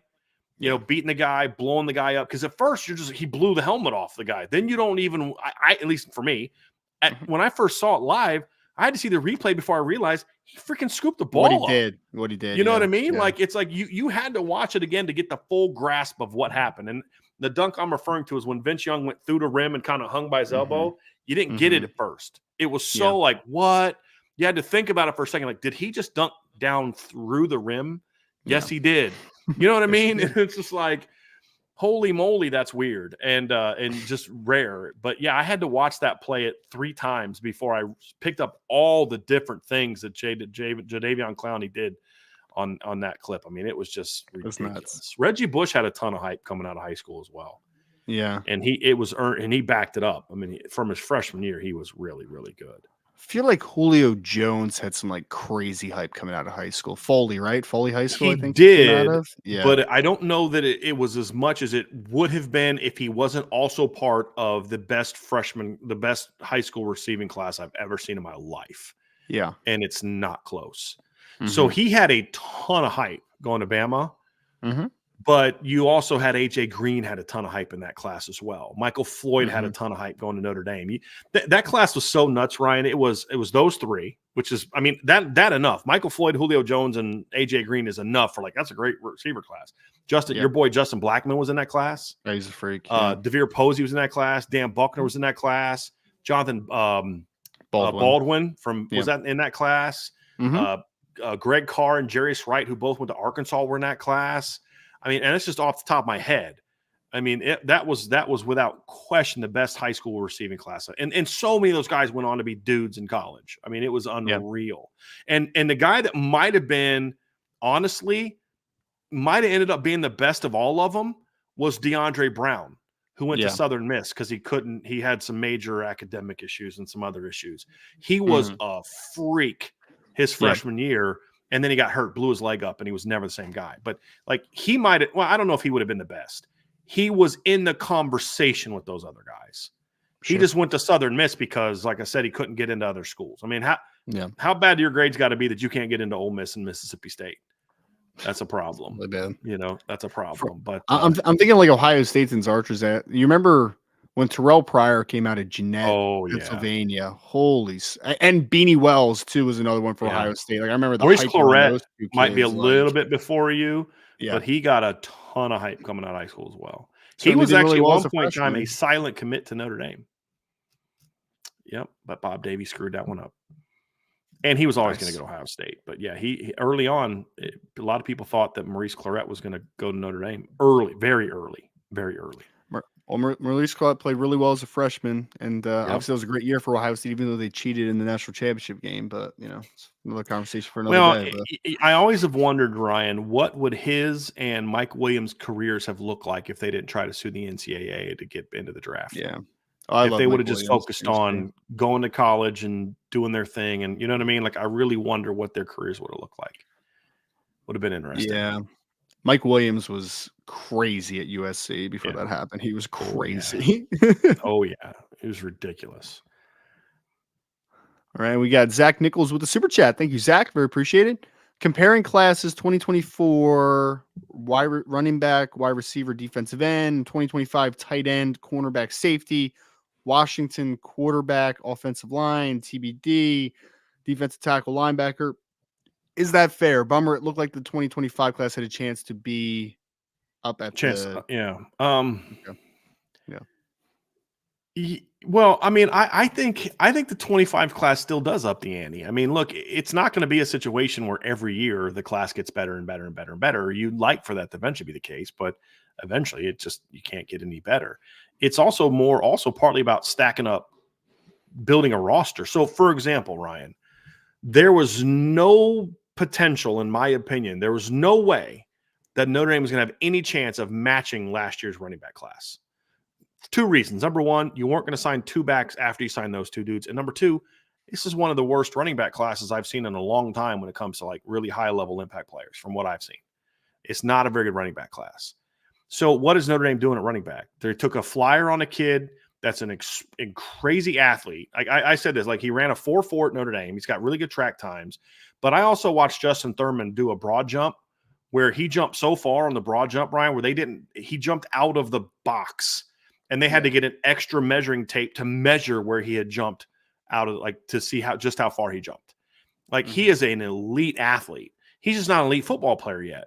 So you take a chance on a kid like that. That's smart. A year after getting Kedron Young and Aeneas Williams, guys who are probably going to play as freshmen to some degree. And, you take a chance on a kid like that. Plus he has some positional flexibility as well. And with Daniel Anderson, I mentioned Tony Jones earlier. That's who Daniel Anderson is. He's not an elite athlete. He's not great size. He doesn't have anything special. He's just a good running back. And he's probably going to be a program guy, meaning he'll understand he's not going to play as a freshman and sophomore probably. And that kid's time may not come junior, senior year, but there's going to come a time potentially where you're going into a season and it's his senior year and you thought you were going to have your star back and he gets hurt or he goes to the NFL soon, and all of a sudden Daniel Anderson's your running back, and you look down and you're like, holy crap, he rushed for 1,000 yards. And it wasn't sexy, wasn't pretty. He's just a good football player. Ideally, he's a good number 2, number 3 for you for his career. Great locker room kid. And if you ever need to hand him the ball, you're going to feel good about it because he's got really good vision and good balance and all those kind of things. He's just not an explosive athlete. So I actually, and because if you went out and got 2 more Kedrons and Aeneas, guess what? Of that 4, at least 1 or 2 guys are probably transferring at some point in time because you're just too stacked, in my opinion. Whereas these are kids that are more likely, because of their personalities and the fact that they know their development players, are more likely to stick it out for a little bit at Notre Dame. And if they do leave down the road, it's because you over-recruited behind them, not in front of them. And so that's going to be part of it as well. You have to look into that, but there's also been some head scratchers in this class too, Ryan, which you and I will discuss as we kind of get out of the spring. But back to the super chat from Zach, 2024, I give them the edge at running back. Yep. I give them the edge at receiver. Yes. Let me ask you this question, Ryan. If Notre Dame, is there, I know my answer, is there a scenario of guys on the board that they could land at receiver that would make you say, I think 25 is better than 24? I mean, if they got Taylor and Derek Meadows, then maybe, but that's, I mean, it'd be a conversation. And that because it was 5 versus 3. Is that, 5 versus 3. And then Taylor's obviously a very good player. And then, you got the upside of Meadows. So, I could talk myself into that class pretty easily. Right. But I mean, more than likely, it's not going to be anywhere close to that. So, I mean, we'll see. Yeah. But Yep. Defensive end. Agree with that one for now. I mean, I like Chris Burgess a lot. Bryce Young was better, but I loved Cole Mullins. I love Logan Thomas. Right now, it's really Bryce Young because Notre Dame views Joseph Reif more as a Riley Mills type that may start at big end, but eventually they plan on him going. Is there another really true defensive end in the class? The closest thing to would be Dom Hulak. So yeah, I don't even consider him a defensive end. Neither do I. Kind of a moving chess piece. Yes, exactly. Even if they get Damian Shanklin, I still think last year's probably has an edge just on numbers. Although I would argue the 1-2 of 25 is better. I would argue that as well. But I think that third piece is now. If they'd have kept CJ May in the class, I think then you could have made a case that that's 25 a great conversation. Yeah. But they chose not to go that route. I would say I like Davion Dixon better than Sean Sevillano as a junior, in my opinion. Yeah. 25 tight end, agree. Yes. 25 corner, not yet. Possibly, yeah. Not yet. I mean, Leonard Moore and Carson Hobbs versus Cree Thomas is advantage 24. Now, it's the minute that Notre Dame gets a Mark Zachary or a Dallas Golden or a Tristan Haynes or even a Jameer Joseph, then edge 25, in my opinion. Mainly because I like Cree. I don't know. I don't think you're going to agree with this. But I like Cree more than I liked Carson. I liked him more as a corner, but I also like him more as an overall prospect. The question would be, If it's Dallas, it's a no-brainer 25. If Mark's the next guy to come, it's a little bit more of a debate for me because of how much I like Leonard Moore. But I'd still probably go with the 25 group in that case. But I think they're going to get 3. And once they get the third guy, even if you say, hey, I like Leonard Moore as much as any of those guys, once they get a third guy, it's over with. Right. 25 safety advantage right now. They have now. They have a significant advantage now. Right this second. If they get Jadon Blair, there's no position where the gap between one class and the other is greater than safety if they get Jadon Blair between 24 and 25. And I mean, safety advantage compared to 2023 too, if you want to take it back another cycle, right? So you could take it back a long time before you're going to have that type of a class. I mean, if you get Jadon Blair, it might be a historical conversation. Yes. I mean, because I would argue right now this is the best safety duo probably since 2018 when they got Derek Allen and Houston Griffith as a 1-2 punch. I would argue that just because I think Ethan Long to me is better than the number 2, whoever it is, whether you view it as Tabron or Kennedy Urlacher. Yeah. I think Ivan Taylor's every bit as good as Bronte Johnson upside wise, but he's a better player now as a safety, And so you've got the advantage at 1 and 2. You go back to 2022, Adon Schuler and Ben Minnick. I still like this group more than that one. Or 23. Yeah, I still like this group more than that one. 22, it's Jaden Bellamy. Definitely better than that one. 21, I don't think they signed a safety in the 21 class. 2020, again, I got to try. 2020 was, I think all the safeties from that class are gone. I got to go back and look at the recruiting. But like I said, the moral of the story, 19, you had Kyle Hamilton, who was a star. But your number 2 safety in that class was Litchfield Ajavon, who Litchfield, man, I forgot about him. Yeah, so 2021, he hit like a tank in high school, man. He's a Virginia guy, right? Litchfield Ajavon. Yeah, he did. So 2021, the safeties were Kerry G and Justin Walters, so definitely better than that class.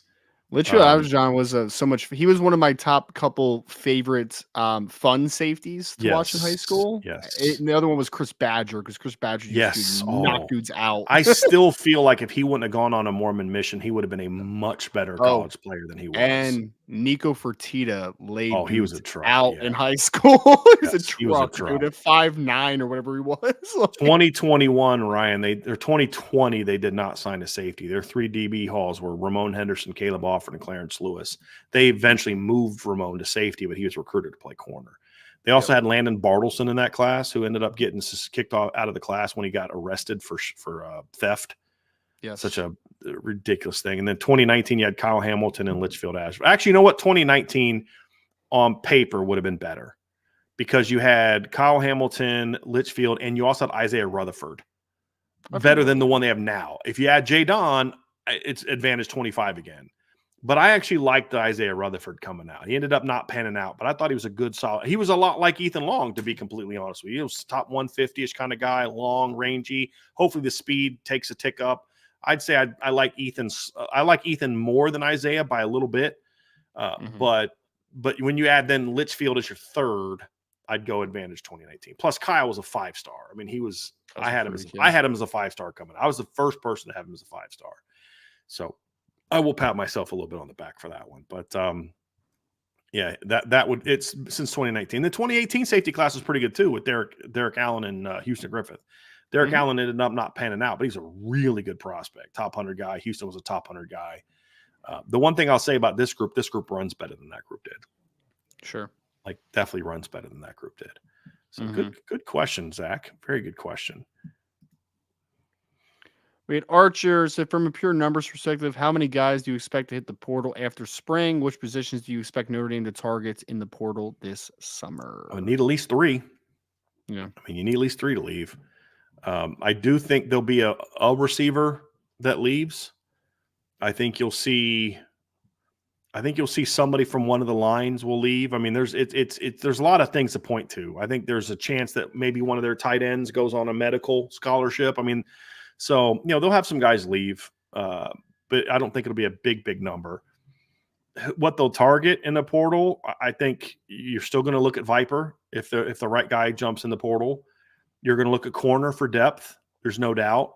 You're not going to ignore safety, even though you like Rod Hurd as your, a Don Schuler. If there's a good depth safety that's willing to come in and be a depth safety, I don't think you ignore that just yet. I think those are all spots that you look at. And then the other portal ones, Ryan, are going to be in reaction to something that you may lose.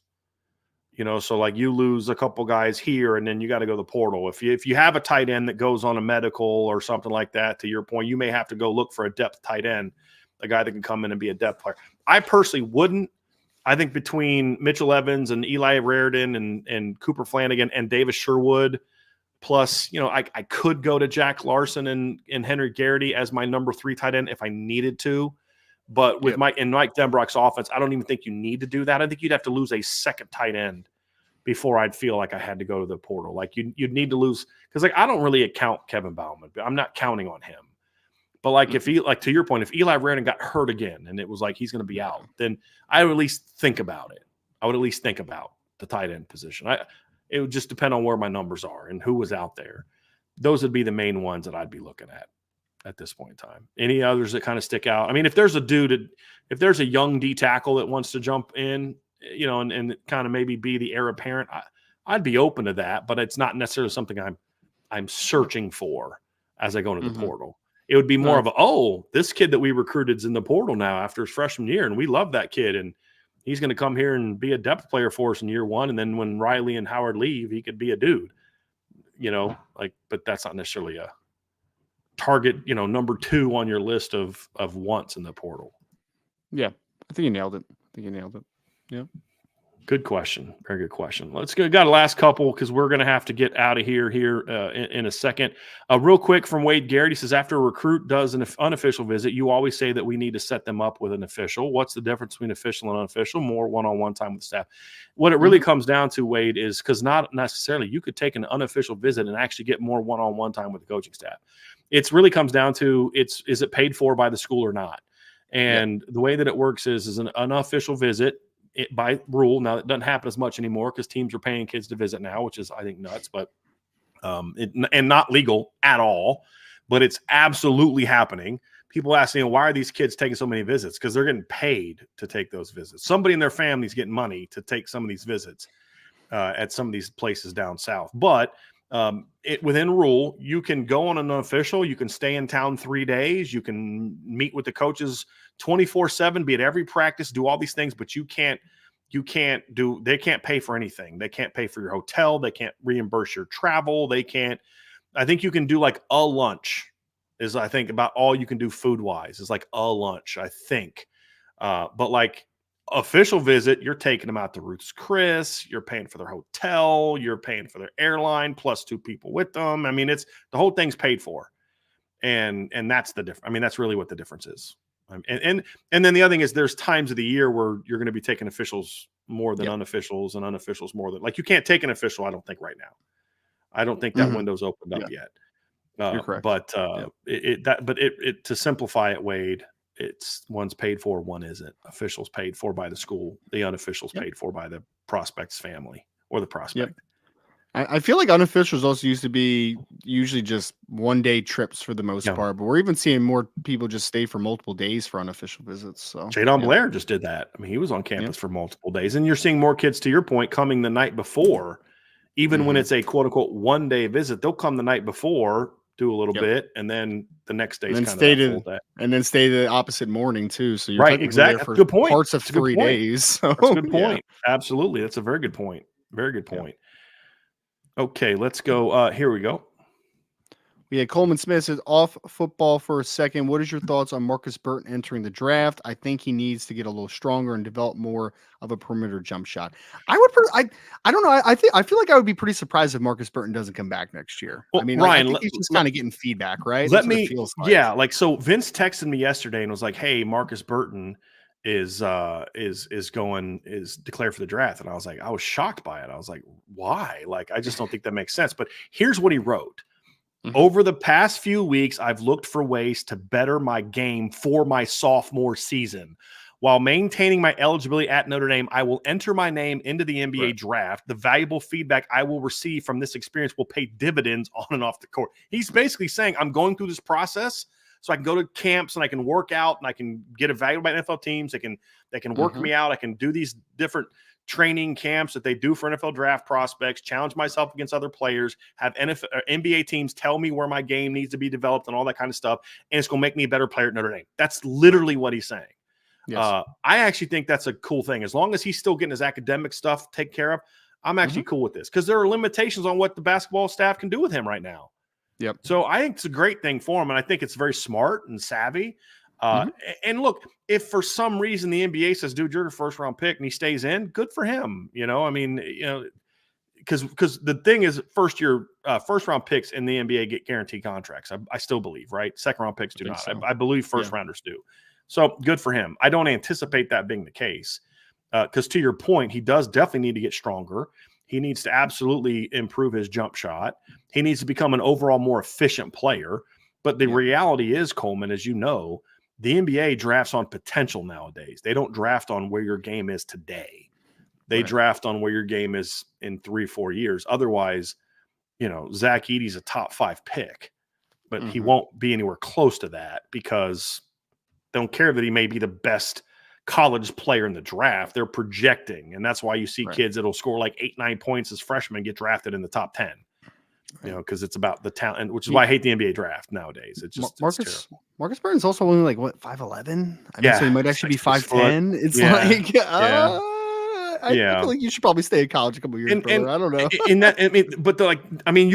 You listen to what I just read. I mean, does that not scream, guys? I'm coming back. I just want to get a chance to better my game. I think it makes a lot of sense, and I just love the way he wrote it. I mean, he basically told Notre Dame fans without telling them, guys, I'm not going anywhere. I just need to improve my game, and this is going to give me a chance to. I mean, it's essentially what he wrote. Yeah. So it was because when I first heard, Vince scared me at first. He's like, Marcus declared. I was like, what? Yeah. And then Sean sent the actual quote, and I was like, oh, he's coming back. Yeah. I'd be shocked. I'd be shocked if he left after 1 year. I mean, he was really good in his freshman year, but he just didn't strike me as a one and done type of kid, right? Like, just did not strike me as one of those. So, Ryan, I am gonna go to. Let me see here. I think there's one more question that I wanted to get to before we run. Here it is. This isn't it. There's a lot of really good questions left, guys, and I'm sorry I can't get to all these. Tommy had one. Tommy, I'm going to answer that on the board, man. He had a great 3 sports villains on and off the court, 3 on and off the court. I think I just say let's talk tennis. I think that's the best sport where you find villains is tennis.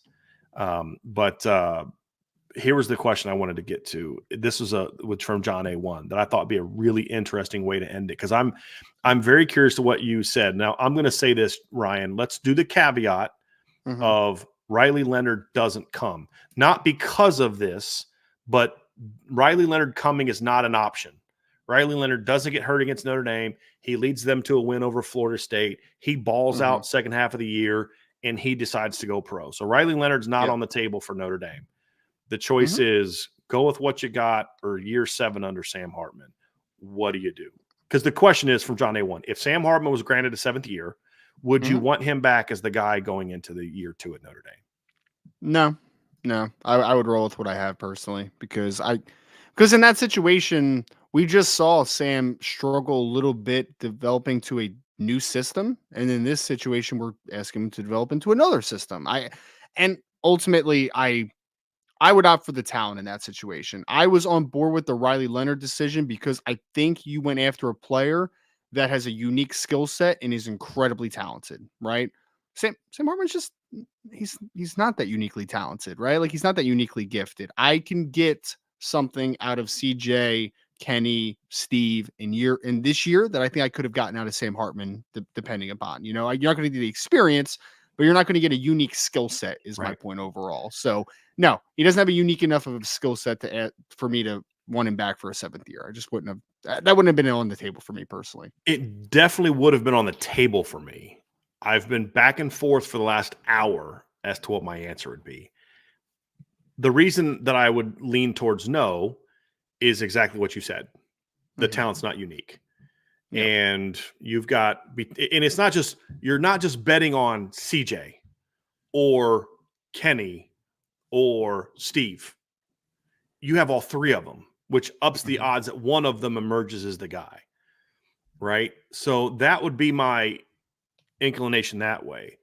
My inclination the other way, Ryan, is if Jared Parker was still the OC, this is a no-brainer. The answer is no. In Mike Denbrock's offense, I see a lot of things that fit really well into Sam's strengths as a quarterback, as a thrower, not as a mover. And that would be my one concern but I don't know that Steve and CJ add a ton of that Jaden Daniels mobility either. They clearly don't. Right. But I think about the concepts that he likes to run, the play action stuff he likes to run. He likes to throw the ball down the field, the wide fades, the one-on-one, comebacks to the bound. A lot of things that Sam threw a lot at Wake Forest.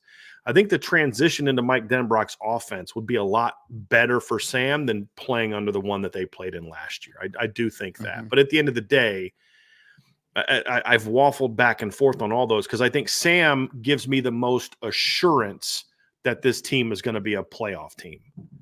But then my question would be, okay, but can Sam take you into the postseason and lead you to a championship? That's a bigger question for me. So I'm actually really torn on this one, Ryan. I really am back and forth because I feel like Sam would have a much better supporting cast around him this year. It would be better for Sam. Yeah. Definitely be better for Sam. He'd fit the system a lot better than he did last year. So in that regard, I'd kind of lean towards the known commodity of Sam Hartman, but I would still be torn. Every time he had a bad game, I'd still be like, man, they should have just turned it over to CJ or Kenny or something like that. Right. You know what I mean? So I really am back and forth. I don't know that I can say definitively what I would do. I think it'd be a much tougher decision for me. And the reason why is because of, like you said, because if we're talking about the depth chart from 2022, then I think your answer is different. Right? I mean, if your question is like, okay, is it Drew Pine, Sam, or Steve Angeli? Would your answer be different than when you're talking about Steve Angeli, Kenny Minchie, and CJ Carr? Right? I mean, that's the aspect that factors into it as well, because you look at it and say, boy, that is a lot of talent at quarterback, and are we ready to turn the page on that or not? Because as you said, Riley Leonard has that needle moving talent. Yep. Sam does not. I totally get that. My only hesitation would be, I think the supporting cast is such that I would be very much interested in that point guard quarterback in Mike Denbrock's offense, being able to just get that ball where it needs to go. But at the end of the day, I'm glad we don't have to make this decision, because the quarterback room is a lot better off now with Riley and the young guys than it would have been with Sam and those three young guys, in my opinion. Another big positive is Sam Hartman was back for his 7th year. Then when they wanted to go on spring break or something, he could rent a car for them now since he's 28. So that's good. Right. That's fantastic. Great for him.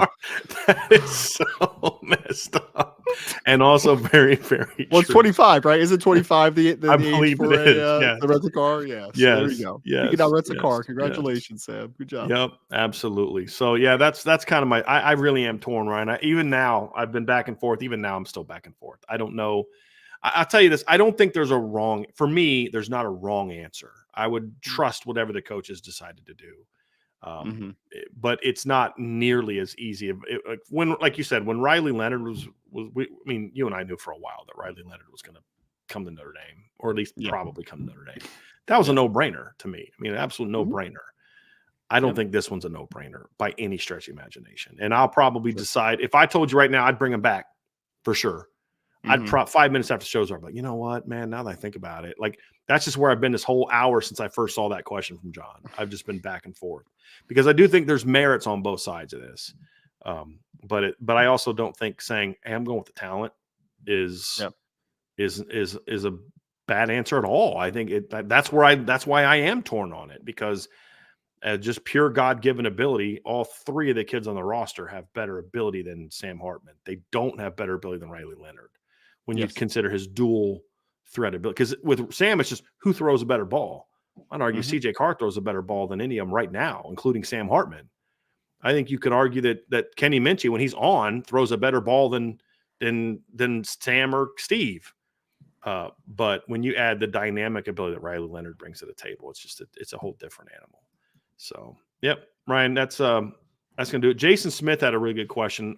Jason, bring that back next week, man. Do me a favor. Jason, you're a regular. Can you please bring that back? Because it's a question about running backs in the NFL. It's what Marshall Falk has said about it, and I really want to get your opinion on that down the road, Ryan. But we got to get running today. So, Jason, please bring that back next mailbag, man. I definitely want to answer that. All of you actually bring all these questions back, but that's definitely one I saw that I wanted to get back to, and including Ballpeen Shalala's, who would your emergency Notre Dame basketball team be if you had to pick from the football team? And I don't think enough people are remembering. Can I have Deuce Knight? Can I bring Deuce Knight on campus? And I don't think a lot of people are remembering that Sullivan Absher and Tosh Baker were also basketball players in high school. So, Ryan, why don't you take us out of here, man? I appreciate everyone for stopping in to the Notre Dame football mailbag. Before you leave, please hit that like button for us. Make sure you subscribe to the channel and hit the notification bell on YouTube. If you're listening to us on your favorite podcast platform, Apple, Spotify, or anything in between, 5-star reviews are very much appreciated. Make sure you subscribe over there. It's another big recruiting weekend, and Brian has some intel coming from a team perspective. So if you want to go to boards.irishbreakdown.com, that's where all that information will be dropped. We thank you all so much. Hope everybody has a great weekend, and we will talk to you again very soon here on the Irish Breakdown Podcast.